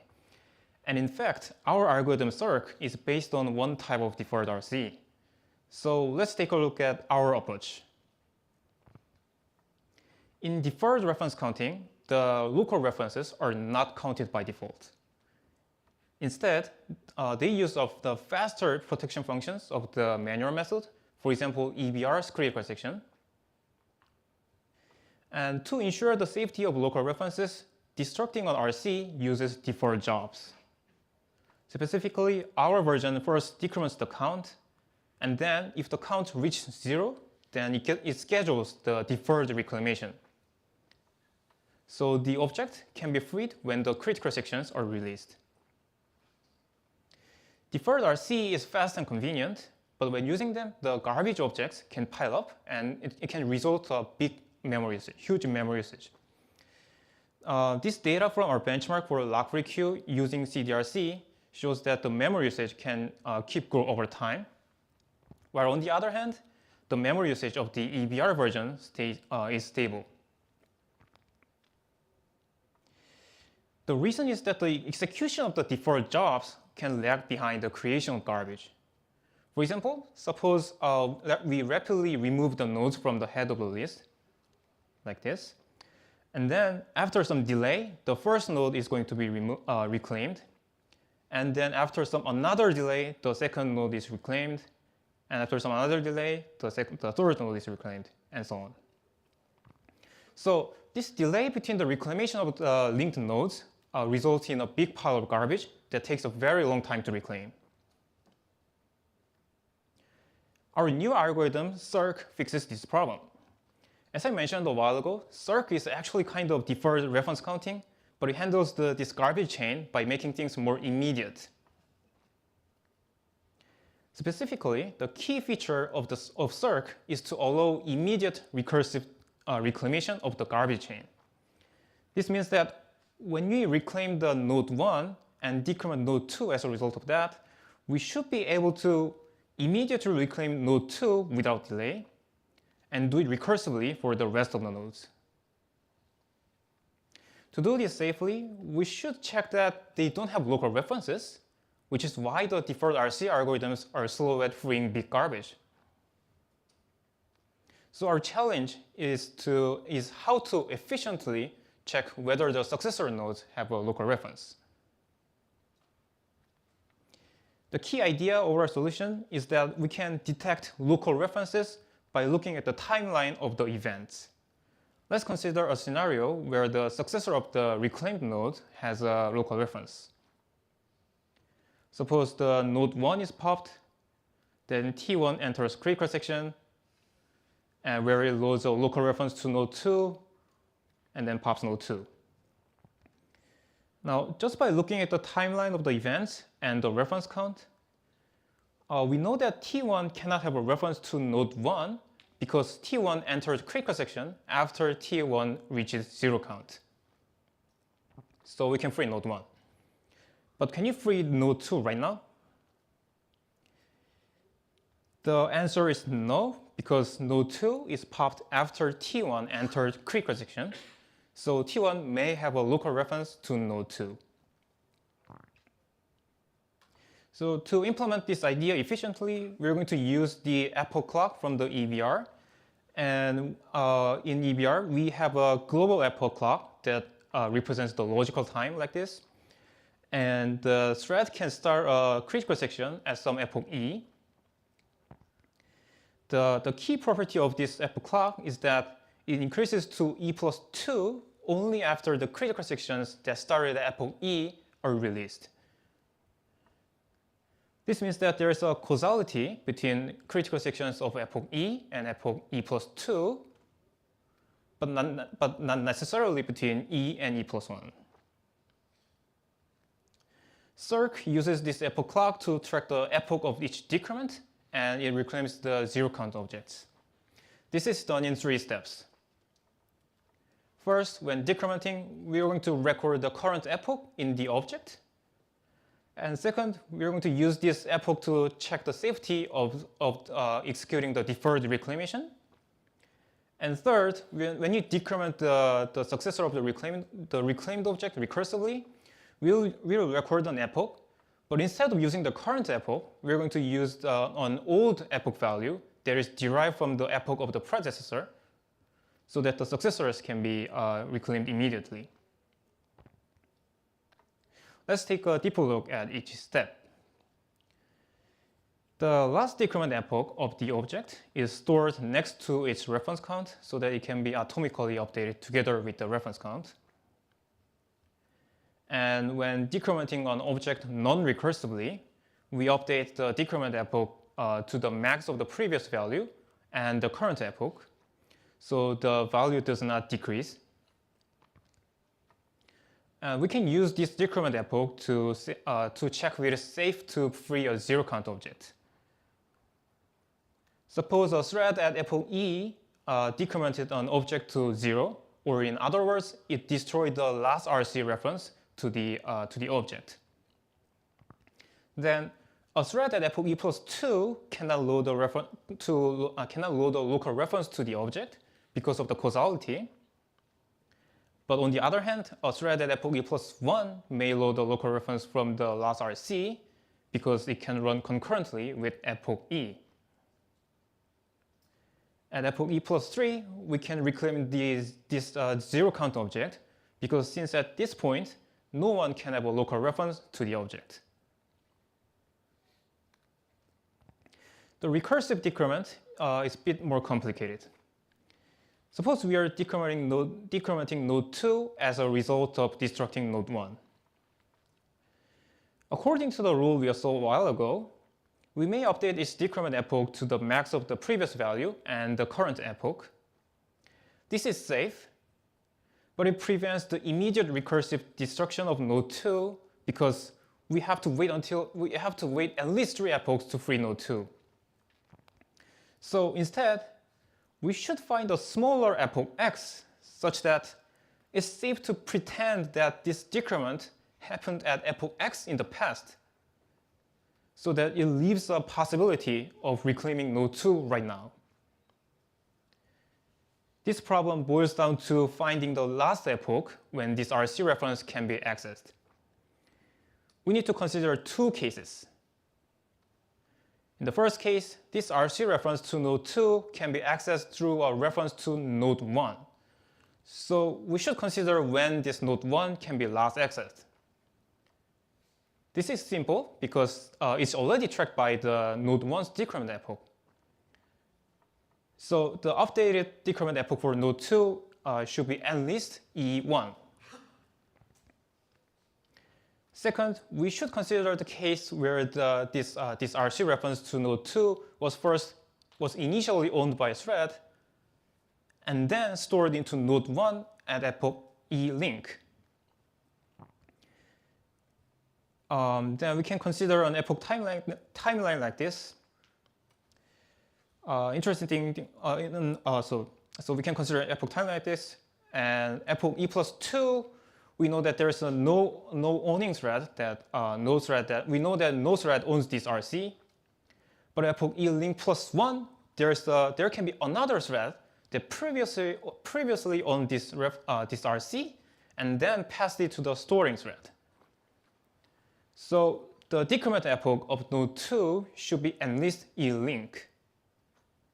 So since you have to use this value, we're going to record it along the pointer when it gets stored into node 1. In conclusion, we can update the decrement epoch of the successor to the max of previous value and the decrement epoch of the predecessor and the link epoch. According to the epoch rules, this object can be reclaimed 3 epochs after that. But if this link is a part of a big garbage chain, this new value is likely to be equal to the predecessor's decrement epoch, which means that node 2 can be reclaimed right now, which enables immediate recursive destruction. So that was the key idea of Circ.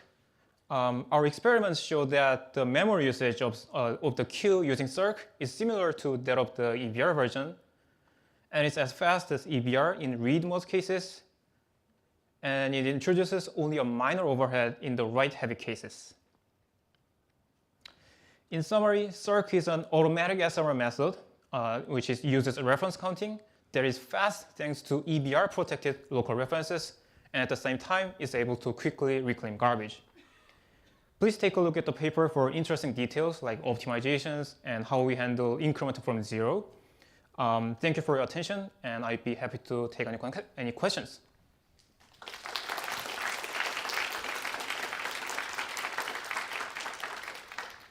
Okay, we have time for one question or two.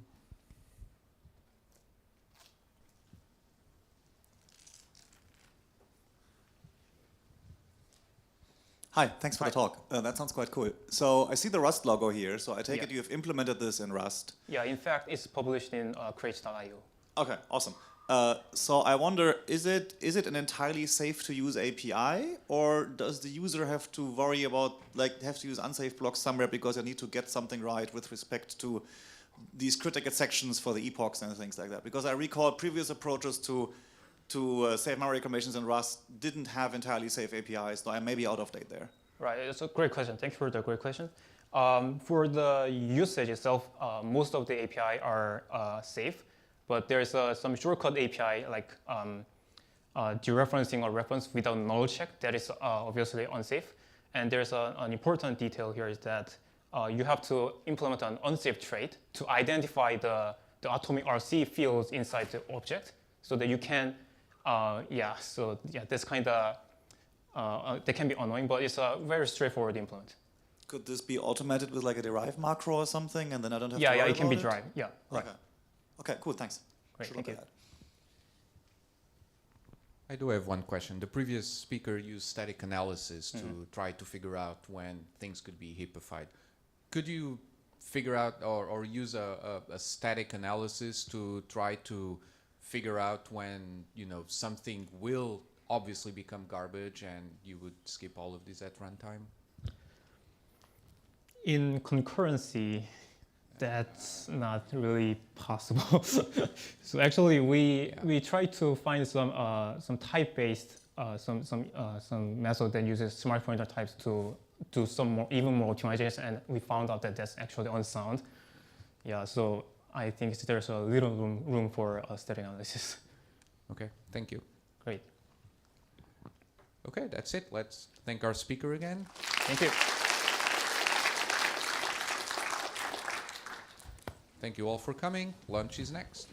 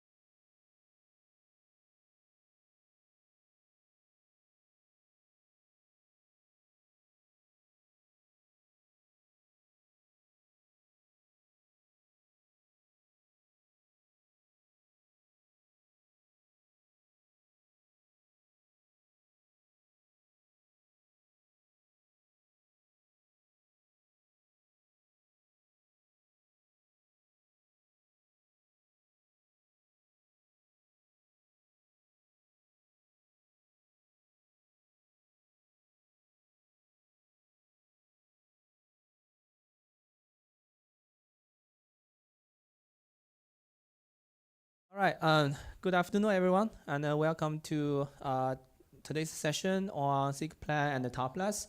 And I'm your session chair, Qiren Zhang from Georgia Tech. And in the session, we're gonna have 3 talks and 2 PLDI presentations from last year's and 1 Topless presentation. Our first presentation will be given by Nikita Koval from JetBrains. The topic is CQS, a formally verified framework for fair and auditable synchronization. Yes, please. Hi, so you hear me well? Yeah, I think so. So this is a paper I'm going to present. It was published at the last year PLDI, but unfortunately none of the authors were able to attend, but hopefully this year we're here. It's going to be about synchronization communication for Kotlin coroutines. And when you manipulate coroutines, so coroutines are kind of lightweight threads. So they're relatively cheap to suspend and resume. And unlike threads, they quite often get cancelled. Because when you manipulate threads, you almost never interrupt them because they're too expensive. You try not to suspend them because it's also expensive, but coroutines are run on native threads, so you can have millions of coroutines, but they are cheap to suspend and resume, and they can be cancelled. But that means that when you design synchronization for them, then you want the synchronization to be fair, because that's usually what users expect from the synchronization, and with the costs of suspension and resumption being cheaper, it's more reasonable to provide fair synchronization because it doesn't affect performance significantly. And you also need to support cancellation efficiently. So that are the requirements we have. And when you take a look at coroutines, first of all, to share some data to synchronize the logic, you have the following primitives. You have a bunch of different channels to transfer the data. But besides that, you also need to have the standard classic synchronization constructs such as mutex, such as semaphore, such as a read-write log. Or probably you also need countdown ledge barriers, blocking queues. So all the classic constructs that you use with the threads, you likely need for coroutines as well. And for channels, we have a special algorithm. We have a paper about that. And here we focus on the synchronization primitives. So here's the question: how to implement them in fair and abortable way. And here is the paper we published the last year PLDI, which introduces the cancelable queue synchronizer framework that allows you to easily implement all these primitives. But let's start with something simple, mutex. I think everyone knows here what mutex is. And let's try to implement it. Let's try to write some high-level, straightforward implementation. What I would do is to have a state field in this mutex, which is initially unlocked. And then you can change it to the locked one to acquire the lock. And by decrementing it again, you actually increase the number of waiting lock requests on this mutex. And to acquire the lock, we can atomically decrement this state. And if it was in the locked one, so you just acquired the mutex, you finish. And otherwise, you need to suspend and wait for the lock permit. So here we acquire the lock first, or increment the number of waiters, and we finish with the lock has been acquired, or suspend. And to release the lock, we do the opposite thing. We increment the state, and if there was, if it was in the locked state, we move the state to the unlocked one, so from 0 to 1. Otherwise, there is a waiting lock request that we need to resume. So in this case, we call special resume function that resumes the first waiting lock request. So these suspend and resume calls, they should maintain a queue of awaiting requests, processing this queue in the first in, first out order. And it's also possible that resume here can be called before suspend, because we can, for example, when acquiring the lock, first increment the counter, but before calling suspend, we can call unlock, which calls resume, because it notices that there is a waiting lock request. So it's possible to call resume before suspend. Similarly to the park and unpark semantics with the native threads, it's possible to call park before unpark and then, to call unpark before park. And in this case, when you call park, it shouldn't suspend. Here the same. When we call resume and then suspend, then this suspend call should just grab the permit and finish without actual suspension. And that's how we can implement these suspend and resume calls. The high-level idea is to have an infinite array and 2 positioning counters for suspend and resume operations. And similar to the modern queues, we start with incrementing the corresponding counter, thus reserving the slot for the operation. So suspend increments the counter, reserves the slot, and then it tries to suspend in the reserved array slot. So for that, it atomically replaces null with the reference to the current coroutine. Resume, on the other hand, it goes to the cell and tries to resume a coroutine that is there, putting the resume token. But if there is no coroutine, if a resume came before suspend, then it just puts the resume token and finishes. And in this case, when suspend comes, it notices that it should already be resumed and doesn't suspend. So let's take a look how it works. So we, for example, we start with the suspend. So we increment the index. We install our coroutine. So that's how I illustrated here. We install it into the first cell. And then we suspend there. And to resume, we increment the resume index. We go to the cell. We notice that there is a coroutine suspended in the cell, so we resume it.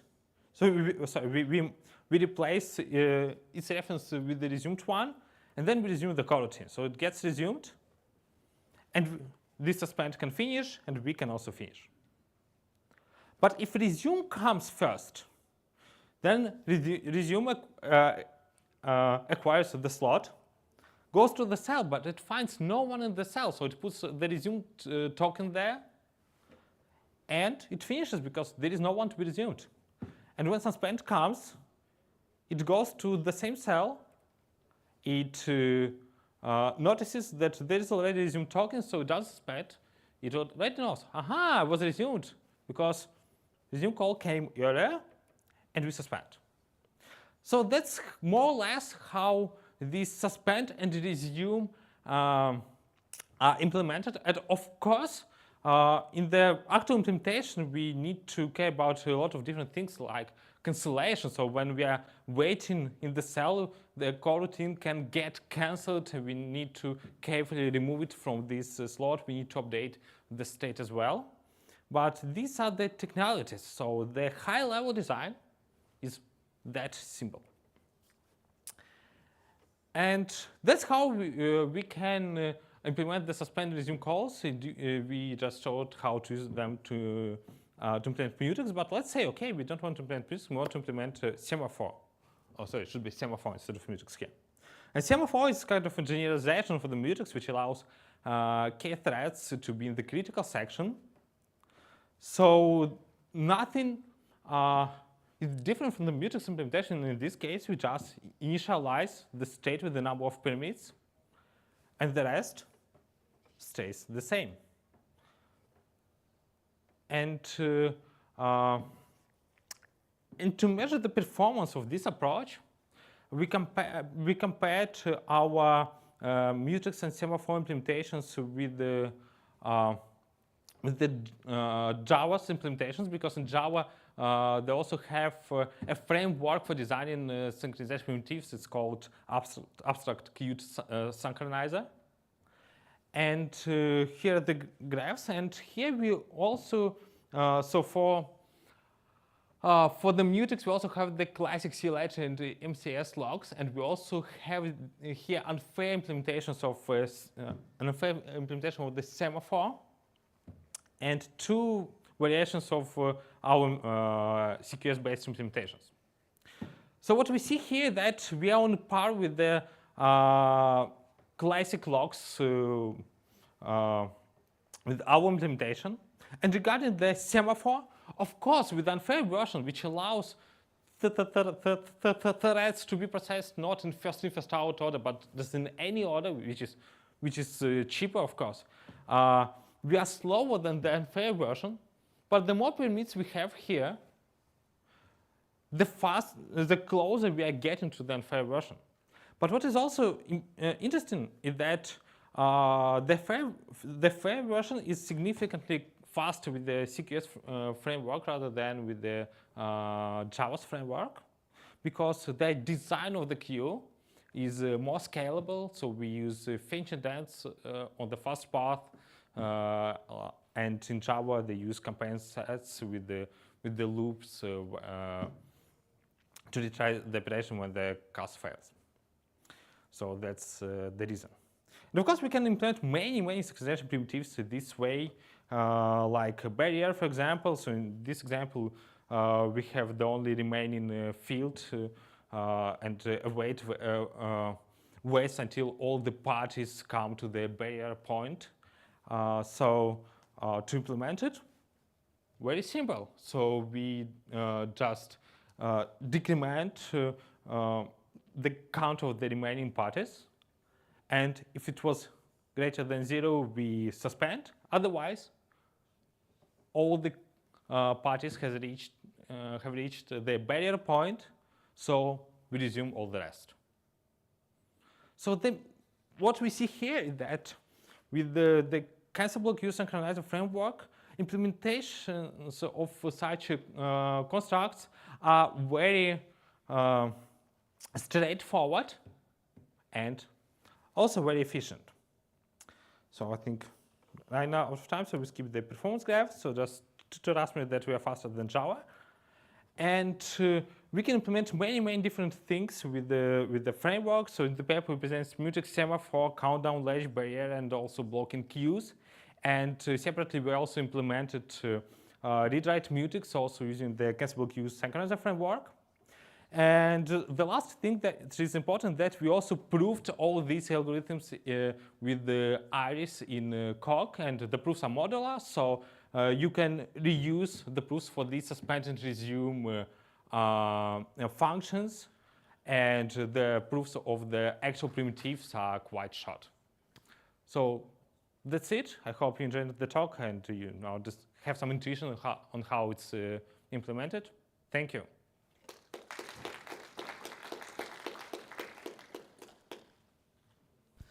All right, we have 5 minutes for questions. Hi, thank you. Really good work and good talk. I enjoyed it. In your graph, something happened between 32 and 64 threads. Is that... Yeah, there's a big jump, or between 16 and 32. Is that due to the machine, or... You mean here? Yeah. What happened there? So here it's a semaphore. Mm-hmm. So when we parameterize it with the 32 permits, and we have 32 all our threads, then we never suspend. And then after that, we actually need to suspend periodically. Gotcha. That's why the performance degrades. Now I can see the same one all over. Okay, thank you. Hi, really interesting. On the CLH lock and MCS lock here, are you implementing every time you acquire, allocating every time you acquire to create the lock, or are you caching that across calls? Good question. To be honest, I don't remember now, but I can check, find you later, and answer to your question. Cool. Thank you. Hi, thank you for the great talk. I was wondering if you could provide some information on what kind of architecture these tests were run on, because write and read barriers behave very, very differently on ARM versus x86. So I would like to know to put these performance metrics into context. I think it was on x86. Okay. We tried to run it on ARM architectures, but the trends were similar. Okay, okay. Good to know, thank you. Any more questions? All right, let's thank our speaker again. Yeah, thank you.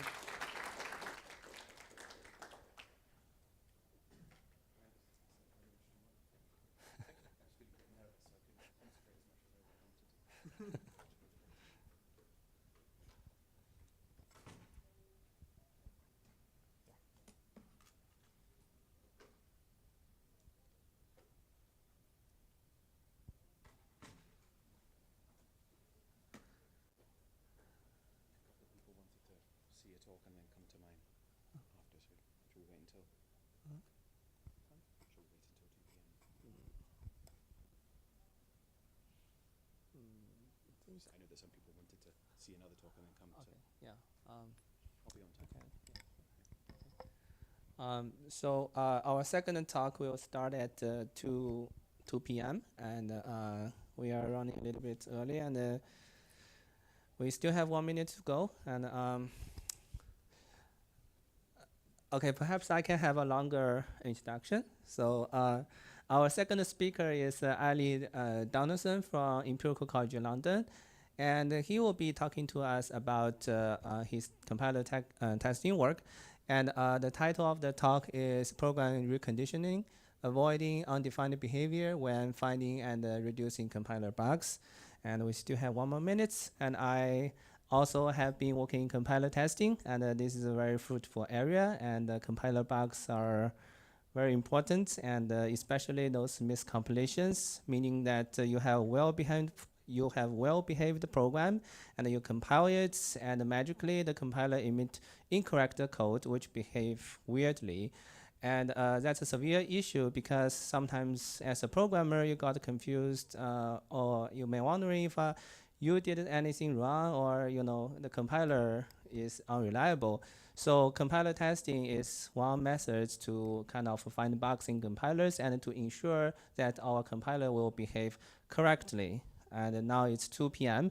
So You saved me so my great. Okay, so Ali, please. Okay, thank you very much. This work is joint work with 2 former undergraduate students at Imperial College called Bastien and Hassan. And this is actually work that was rejected from PLDI 2022, accepted at PLDI 2023, but unfortunately for personal reasons I had to cancel my trip at the last minute, so I'm delighted to be able to present it at PLDI 2024. So, as we heard, the most pernicious kind of compiler bug is what's called a miscompilation bug. This is where you've got a program that is supposed to compute something well-defined according to the semantics of the programming language. Perhaps the program should print the value 42. The compiler compiles the program to an executable, and when that executable is run, something different happens. For example, maybe 17 gets printed instead. So the compiler hasn't done its job properly. It's not faithfully translated the source program into semantically equivalent machine code. These bugs can potentially be disastrous for obvious reasons. A very successful way of finding miscompilation bugs automatically is called random differential testing. This involves making some sort of generator of programs in the language you care about, and using that generator over and over again to randomly generate many programs, feed each program into 2 or more compilers under test, and compile those programs, execute the resulting binaries, and compare the results. And if there's a mismatch between the results we get here, then we know there must be a bug in at least one of the compilers. This is a very popular technique for finding miscompilation bugs. And in my opinion, the most successful example of this technique is the CSmith tool from John Regex, our esteemed program chair's research group, which was published here in 2011 and won a Test of Time award in 2021. So this is a very successful technique for finding compiler bugs. But the problem is, and this isn't CSmith specific, the problem is that when you generate programs randomly, you typically want large programs to have a good chance of finding bugs. But what you end up getting is massive programs, thousands and thousands of lines of code. And the problem here is that, first of all, you don't know by looking at one of these huge programs which compiler is at fault. So you don't know where you should file a bug report to.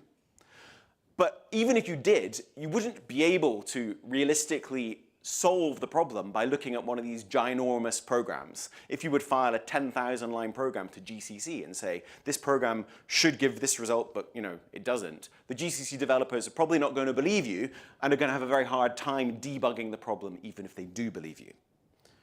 This is why for differential testing to be effective, it needs to be paired with program reduction, where you have some way of taking an enormous bug-triggering program and shrinking it down to an ideally very small program that still triggers the bug, which developers can act upon. So let's have a look at how program reduction works. I like to think of program reduction being like an axe. And what this axe is doing is hitting the program again and again, lopping off chunks of it in the hope that the remaining part of the program will still trigger the bug. So we lop off a part of the program, make it slightly smaller, and we see whether we still get the mismatch. Much of the time we won't. I'm only going to show you here in the slides where we still do get the mismatch. So we managed to make the program smaller. We lop off a much bigger chunk of it this time. We give this to the compilers and a test. They still disagree. Excellent. We lop off some more and some more. And what we end up with is a very small program that triggers the bug in the compiler. We get a mismatch from the results of the compiled executables from this very small program. And this small program will hopefully be small enough that developers can use it to debug their compiler. And the most successful tool in this area, in my opinion, again, is the CReduce tool, which is from John Regex, our esteemed program chair's research group, published here in 2012 and won Test of Time award here in 2022. So this is a really great line of work, the CReduce line of work. The problem is that actually, if you do test case reduction carelessly, this very small program probably isn't going to be a bug-triggering program. It's probably going to be a program that does something really silly, like declares a variable but doesn't initialize it, and then maybe prints the result of dividing that variable by the difference of itself with itself. This program has got multiple undefined behaviors. It would not be surprising, I didn't try it, but it would not be surprising if GCC and Clang would give different results when you compiled and run this program. And you would not have a good time if you filed a report saying, this program gives a different result with GCC compared to LLVM, there's a bug in your compiler. The problem is that although the initial program may really have triggered a compiler bug, hacking away at the program has very likely introduced undefined behavior, and that's almost certainly going to be why the compilers now disagree on the results that their compiled binaries give for this tiny program. So the problem is that the reducer has introduced undefined behavior. So how does CSmith and CReduce solve this problem? Well, what CSmith generates is a nice, well-defined program. That's a guarantee of CSmith, and that's where the cleverness of CSmith lies. But actually, that well-defined program has got a nasty, undefined program lurking inside it. And what CSmith does is it uses all sorts of cleverness to provide protective wrappers that stop that nasty, undefined program from actually having undefined behavior. So we get this well-defined program from a nasty, undefined core. By undefined, I mean dynamic, undefined behavior at runtime. I'm not talking about syntactic problems or type-related problems, okay? So this is why CSmith manages to work. And just as one example, CSmith would never generate a plain division. We'd never see z becomes equal to x divided by y. It would always generate a wrapped division. We'd have something like z becomes equal to x divided by y, unless y is 0, in which case some default, e.g. x, will be yielded. So this means we can have programs with division, but never unsafe division. This is an example of how CSmith makes things safe. And what C-reduce does is actually, when you use C-reduce in the context of C compiler testing, you pair the massive axe that is C-reduce with a whole plethora of tools that can detect undefined behavior. Valgrind, address sanitizer, the Clang static analyzer, from C. And in the lovely world of C and C++, because those languages are so horrible but so important, we have an enormous number of these amazing tools that can help us deal with the chaos of C and C++. So this works really well in practice. The problem is I don't live in that world. I live in the world of GPUs, graphics processing units. There are a whole load of languages that are niche but very important. There are compilers for these languages that need to be tested. And there are not, and probably never will be, a plethora of really reliable, undefined behavior detection tools for these languages. So what this paper is about is how do you do meaningful compiler testing when you've got undefined behavior, but you don't have any tools to help you determine when your programs are hitting that undefined behavior. That's the research challenge that we address in this work. And our idea is very simple. We call it reconditioning. Let me now motivate the idea. In the traditional setup, where you've got a program generator that gives you in one shot a well-defined program that has this undefined program lurking inside it, we've got these protective wrappers that have been generated as part of the generation process. So a very simple insight is, what if we decoupled this? We had the generator actually create the very interesting, weird, and wonderful, but probably undefined program. And then we have a separate piece of software called a reconditioner that does a source-to-source transformation that adds the protective layering that's going to make sure this program is well-defined. What benefits might this bring? Well, for finding bugs, it doesn't bring any benefit. What we do is we have our generator roll the dice and give us this probably undefined program.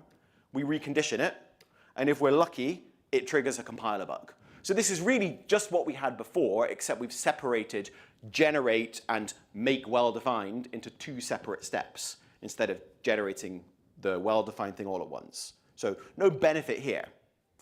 But the benefit comes with test case reduction, because now what we can do is, if we've got this not very well-defined program that does, after reconditioning, trigger a compiler bug, we can hack away at the not very well-defined program and make it smaller and smaller, but we could always recondition it just in time before we hit the compilers with it. So we can smash away at this program, lop a piece off, recondition it, give it to the compilers under test. This is now a well-defined program. It's not as small as the badly defined program, but it's hopefully not too much bigger either. If we get a disagreement, that's great. We've preserved the bug. Then we can lop off another piece. We get a smaller program. We recondition it. We give it to the compilers. And again, if they still give us a mismatch, we've preserved the bug. And at the end of this process, what we will get is a small program that probably does exhibit undefined behavior. But because of this process of using reconditioning throughout the test case reduction process, when we recondition this program, we get a well-defined program. When we feed that to our compilers under test, we do get a mismatch. And the mismatch is legitimate, or sorry, it's illegitimate. It's because of the compiler bug. It's not because of undefined behavior, because we reconditioned that undefined behavior away. And hopefully, and it is indeed the case in practice, this recondition program is still very small compared with the original program we started with, small enough to file to developers with a bug report. And indeed, it would be this program that we would file when we make a bug report. The compiler developers don't need to know anything about this whole reconditioning business. So that's the idea in our paper. And the contributions of the paper are the very simple idea of reconditioning, which I wish I'd thought of years ago, but I didn't. Practical reconditioning for the OpenGL shading language and the Web GPU shading language, which are these two of these niche but important languages in the world of computer graphics. Effective compiler testing tools based on reconditioning for these languages that find lots and lots of bugs in practice. And then evidence that for these languages, you really do need reconditioning. If you don't use it and just hope for the best, you do, a lot of the time, just get garbage programs with undefined behavior. But that if you do reconditioning, you can still find bugs, you can still reduce them, and developers take these bugs seriously. I've said virtually nothing about what reconditioning actually involves in practice. I gave you that division wrapping example. I can't, in this short talk, give you any more than that. But briefly, there's a lot of reconditioning to make arithmetic safe. We make array accesses inbounds using clamping. We do things to avoid infinite loops. We determinize floating point round-off error, which is quite important in the GPU computing world. We determinize evaluation order for various operators.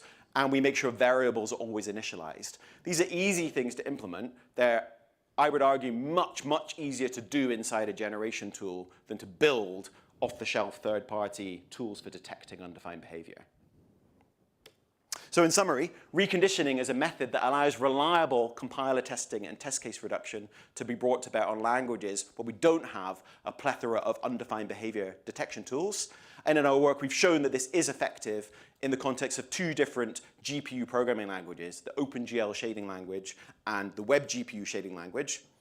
And that's as much as we've done. It's unknown whether this would be useful for more complicated languages, like, for example, C and C++, where we don't need this technique because we have all those tools. But would we be able to recondition away some of the more complicated pointer-related undefined behaviors in C and C++? I'm not sure. I think those might be pretty difficult, actually, to handle with this technique. OK, that's all I wanted to say, and thank you very much for listening.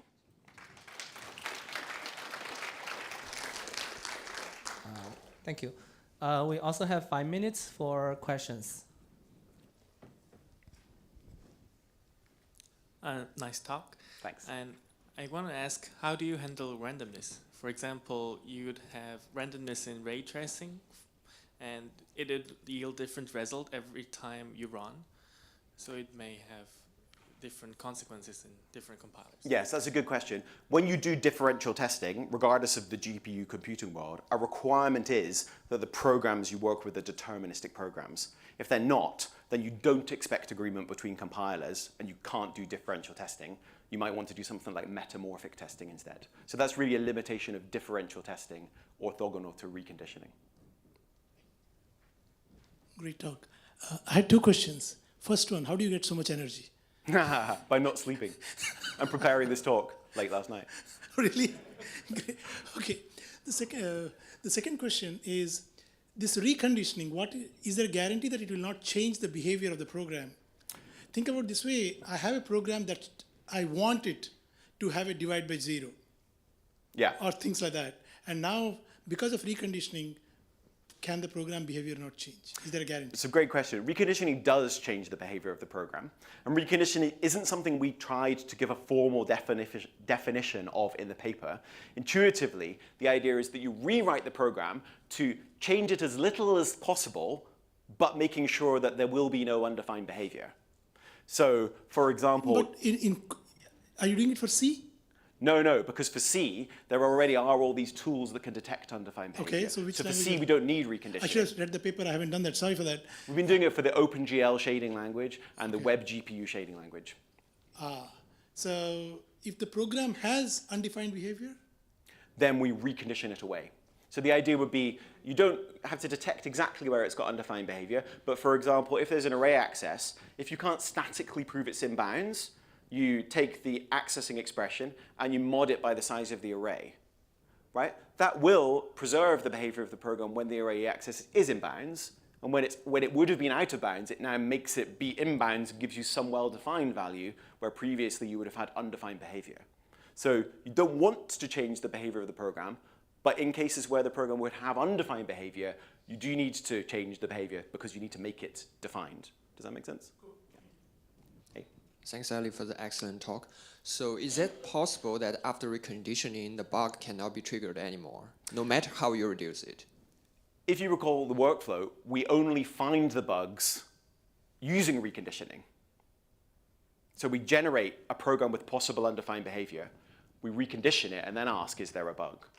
Okay, so we wouldn't find the bug in the first place. But I think a related question, which is really interesting to me, is does the instrumentation that reconditioning adds maybe inhibit certain compiler optimizations, meaning that there are bugs you're not going to find because you'd need something that was a bit less tame to find the bug? And the answer is yes. And in a different line of work, there's a paper called C-Smith Edge that Christian Carrard did with one of our postdocs, Karine Eva Mendoza. She led the work. And that's all about that that question, if you go closer to the edge of undefined behavior, can you find more bugs? Yeah, yeah. So my second question is that it's possible you do this like a reconditioning like statically, right? Yes. Is it possible to do it dynamically so that you add as little as possible?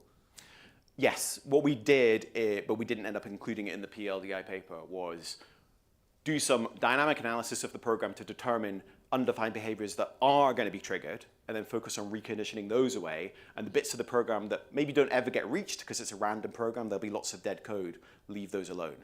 Okay, thank you. But we didn't find any extra bugs by doing that. Thank you, great talk. I was wondering, how do you recondition data races? We Because don't. you have read and writes to the Yeah. same array, right? So how do you eliminate it? We don't. So we don't deal with concurrent programs at all. More generally, differential compiler testing for concurrent programs is a really interesting and somewhat open problem because those programs, if they're interesting, are already non-deterministic. So the idea of cross-checking two compilers on a concurrent program doesn't really work because a concurrent program can legitimately give different results every time you run it. No, I understand. Yeah. My question was more like you generate a program, Yeah. right? And that one, it's a data parallel program, but now it has races because you have generated, automatically. Yeah. So it might have read-write dependencies you- and such, which are executing parallel, and now you get. So how do you? I understand. make I mean, sure an you easy fix way that? to recondition away data races is to wrap any potentially shared memory access in a big global lock.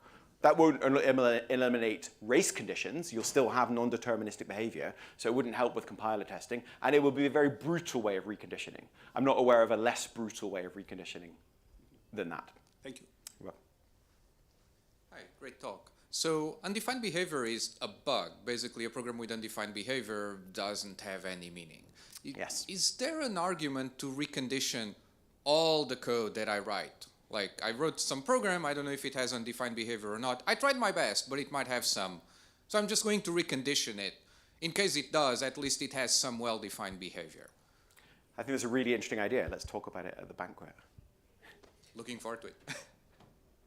All right, let's thank our speaker again.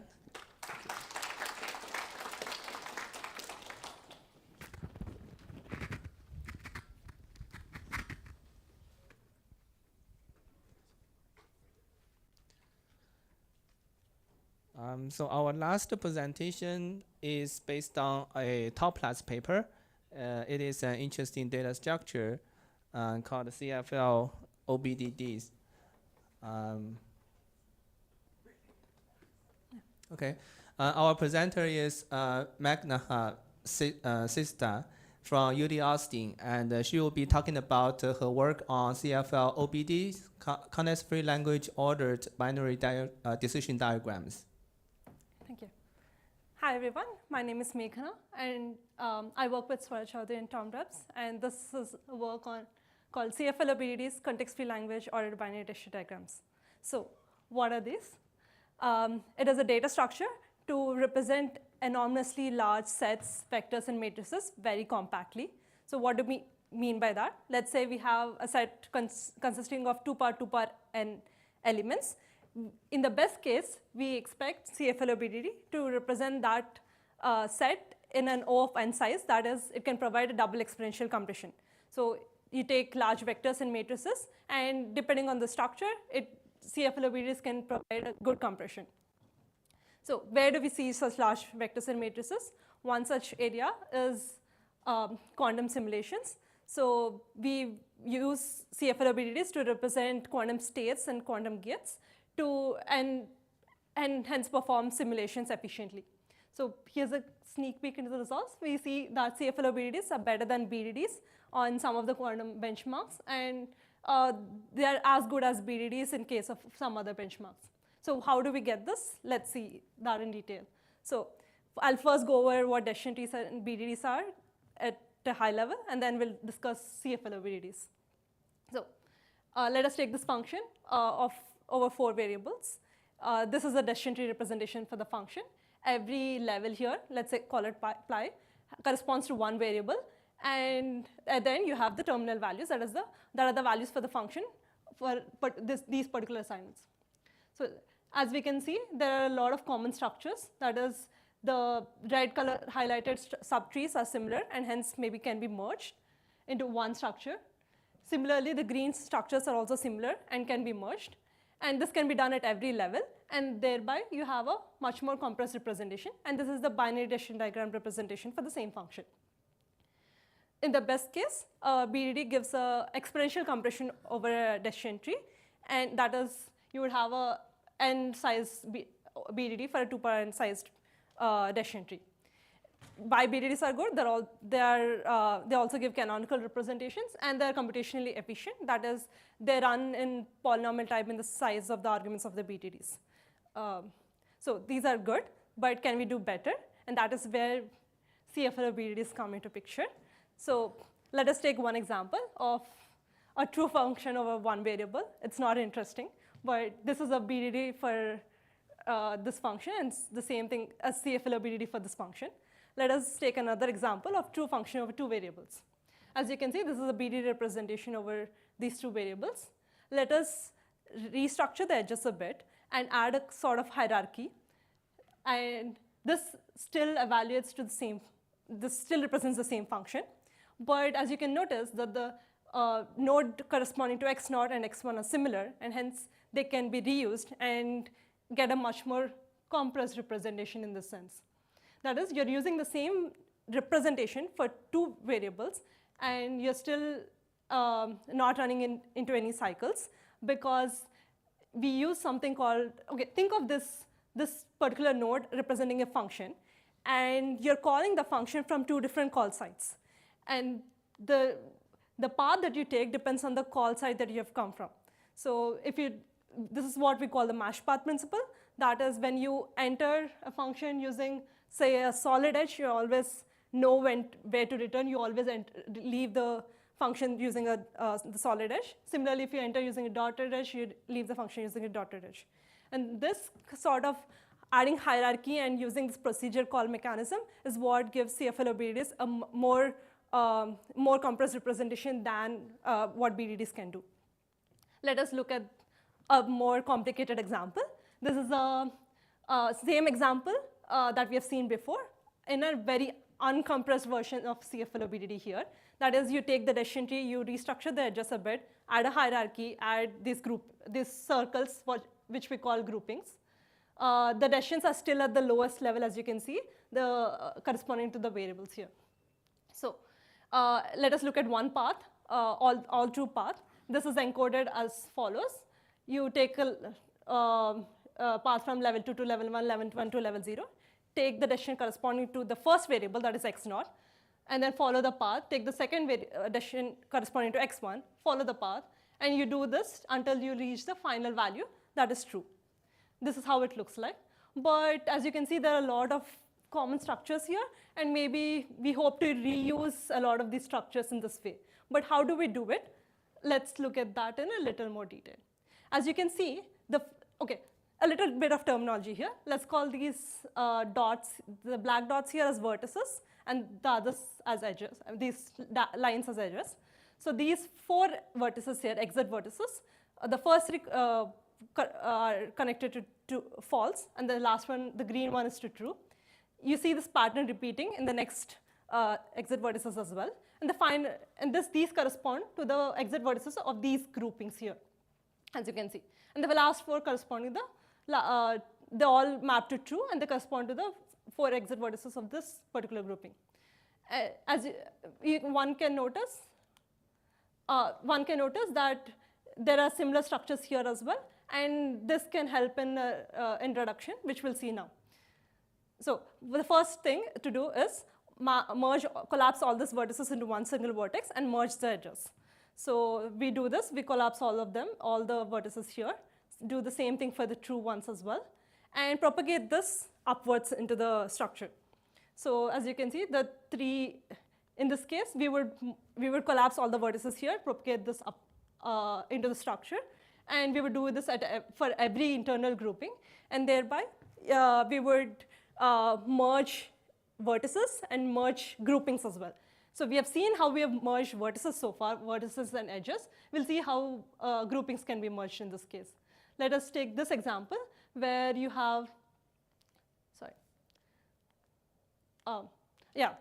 as you can see, there are the blue highlighted groupings are similar and they map to the same function, and hence they can be merged, and this can be propagated upwards, and all the groupings now that are similar and represent the same function now can be merged in the same way. So we have all the groupings in the second half of this structure are now merged, have been reduced. Now, and this, well, we want to propagate this upwards, and we can see that these red highlighted groupings are same. They represent the same function over the same set of variables. And so we would now merge these nodes and propagate, again, do the same thing, propagate this upwards in the structure. Now, let's do this. We are propagating it in the same way. And now, now that the top part is also has been compressed, we observe that the top part and the bottom part are similar. And though they represent the same function over two variables, we do not condition the decisions. We do not have variables associated with a particular decision node. So hence, we can merge these groupings as well. And this would lead to a much more compressed representation. And this is what we call a CFL or BDD representation for the same function, which is much more compressed. And the path that we have seen before is now encoded in this structure itself. So all the paths, all the two-part, and paths that you would have are all represented in the structure. So why is it, okay, now why is it called a CFL or BDD? It's sort of a misnomer, but we named it because it follows this matched path principle. That is, you have an open bracket, do something, and then a closed bracket, and that is how the naming comes about. Oh, we have seen, okay, are they better than BDDs, and why so? Let us look at that in detail. Let us take this example of Hadamard matrix. It's a matrix over one variable, over one qubit, or two variables. The variable, let us take the row variable and column variable as the decision variables. And this is the BDD representation. The corresponding CFL or BDD representation is like this, where we form this by adding a hierarchy and adding the procedure call, similar mechanism that we have seen before. But what is interesting is that let us take next example in this series, that is H2 chronicle with H2. And in case of BDDs, these are the representations, but look, let us think what these are. In case of BDDs, it is one H2 stacked on top of another H2. In case, let us do this for CFL or BDDs as well. We would do the same structure, but we can notice that this H2 and these H2s are similar, and hence can be reused. So we would reuse the same node, and thereby we would have a compressed representation. So in case of BDDs, as the number of variables increases, you would have a linear scale growth. However, in case of CFL or BDDs, you would always have a log scale growth. This is because BDDs, where they are acyclic programs, CFL or BDDs can be thought of acyclic programs with non-recursive procedure calls. The main benefit that we have observed so far is BDDs share DAGs, sub-DAGs, whereas CFL or BDDs share middle of a DAG, and that helps in this efficient representation. So a CFL or BDD, given this decision tree, in the best case, gives a double exponential compression over the decision tree, as seen here. So we have seen best case scenario where CFL or BDDs are better than BDDs. The next thing is, are they canonical? So to make CFL or BDDs canonical, we introduced some structural constraints so that you have only one unique representation for a given function. And are they computationally efficient? The algorithms on CFL or BDDs, they run in polynomial time in the argument CFL or BDDs, or the output CFL or BDDs as well. So is there an exponential gap? We have seen that, but we have theoretical results saying there is no variable ordering for a BDD where you would have a much more compressed representation. And there is at least one variable ordering where CFL or BDDs have a good representation.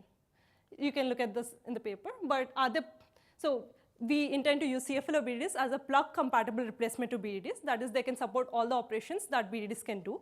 However, they do need to, so the users do need to think about redesigning some of the algorithms, that because BDDs follow standard divide and conquer approach, whereas CFL BDDs follow a slightly different approach. They are a root and divide and conquer because they divide on the number of variables and not on the number of outputs. So that is one thing that someone needs to think about if they want to use CFL BDDs. So now we have seen how they're better than BDDs. Can they do something good? So yes, in quantum simulations, we have seen that they give some good results. So we have tested on some quantum benchmarks. We tested CFL BDDs and BDDs, and we observed that they give pretty good results in some cases, as much as they can represent a structure of 2 power 4096 elements, but see, a BDD would represent 2 power 32 elements. So, however, in some cases they don't. That is, let's say in this case, CFL BDDs, both in times of memory and time, they perform better than BDDs. However, let's say something like a QFT algorithm, where BDDs do not perform, BDDs, though the number of qubits that they scale to is similar, BDDs may slightly perform better in terms of time and memory. We also tested with some tensor networks, some standard quantum simulation networks. So we observed that on some benchmarks, again, CFL BDDs perform much better than tensor networks as well, as you can see here. But in case of some complicated benchmarks like QFT, CFL BDDs don't perform that well. So in conclusion, I would say CFL BDDs are good in some cases and not so good in other cases. So it depends on the application that you want. But all in all, we would want to use CFL BDDs as a plug-compatible replacement to BDDs, where they can give double exponential compression over decision trees and exponential compression over BDDs. And one such application domain is quantum simulations. And the key idea is that they use the middle of a DAG, which actually gives this compression. And we hope to see if there are other domains as well where we can use CFL BDDs in place of BDDs. Thank you.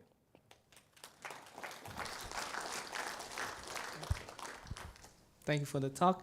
We also have 5 minutes for questions.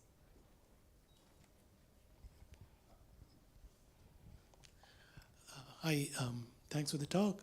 I had a question. The way you are choosing the patterns, is there any order in the grouping, or can I just be greedy?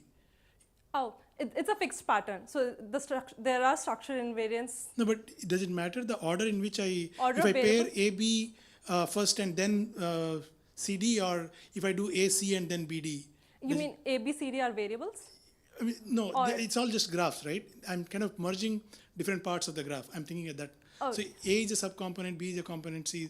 So if I merge AB first and then CD, or AC and then BD. If they all represent the same function, you would end up with the same representation. It does not matter in which way you merge. So you're saying just the greedy approach of merging whatever I find should be fine? Okay, thanks. Hi, thanks for the talk. I have 2 questions. So the first one regarding, did you try to do some benchmark on standard BDD problem, like hardware verification or these kind of things? Yes, so we did that initially. They did not scale as well as, CFL BDDs did not scale as well as BDDs because of the extra structure invariants that had to be placed on CFL BDDs to make them canonical. So the second point is, I think it's also because of the implementation details. So in the last few months, I would say, we improved the implementation for CFL BDDs, and we hope to try those again and see if it's actually the structural constraints or if it's the implementation. So. Okay, thanks. Second question regarding quantum simulation. Yes. So BDD, or your kind of BDDs are very good when you have 0 and 1 on terminal leaves. But in quantum simulation, it seems to me that you could have many different numbers. Basically, how does it work if you have too many of them? Or is there some kind of relationship between the problem creating many constant values and the way that it works or not? Did you try to look at that? So yes, something like QFT, where you have 2 power n elements at the leaves, CFL BDDs do not scale very well because they cannot represent the states very efficiently. So However, there are cases where even if it's not just 0 and 1, you have sufficiently smaller number of output values, I would say, CFL BDDs still perform well. But if you have something like QFT, it's not that great. And hence, we want to see if there are other ways that you can scale CFL BDDs or another variants that you can try on CFL BDDs to be able to scale to such large outputs as well. Okay, thanks. Yeah. I think I might have misunderstood, but you said that the CFL BDD remains non-looping, but when you reuse components in series, it seems like you're making a loop. Is it because at evaluation time you're still going through the fields in the fixed order? Is that all you need? So yes. So during evaluation time, let's say you enter this you're trying to evaluate x0 and x1 because let's say in this case they're represented using the same function.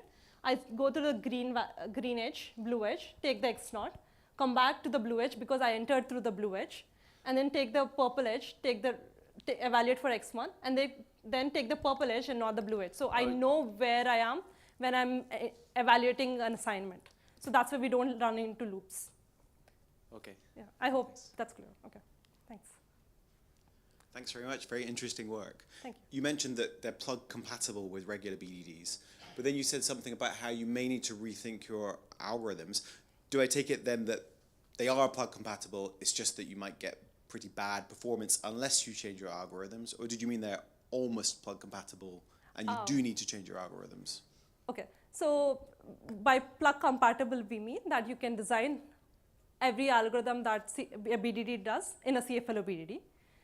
However, in some cases, because you're dealing with half the number of variables at a time and not half the size of the output, you would have to design your algorithms that way. There is only then would you have a more efficient algorithm for that particular operation in case of CFL BDDs. Okay, yeah. Great. So it seems like you go from a BDD to a CFL BDD by like finding things to merge. Is this in general, like, are you solving subgraph isomorphism multiple times every time you do this, or is there some like more clever way of? Okay, so I understand your question. So we don't actually go from a BDD to CFL BDD.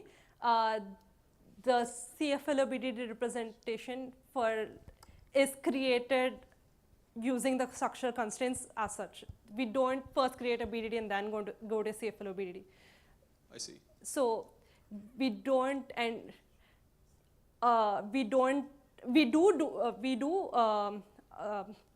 merge subgraphs when we do, let's say we perform some operations and then we have this bigger uncompressed CFL BDD which we need to merge.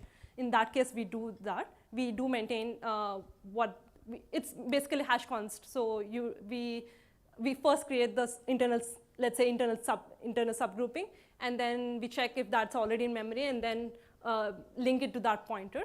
But we don't move from a BDD to a CFL BDD. I see. Okay. Yeah. All right. Thanks. Thank you. One last question. Hi. So on the slide right behind you, it says quantum Fourier transform from 16 to 1x. Could you give like just a summary of what is it that gets compressed there when it goes far down?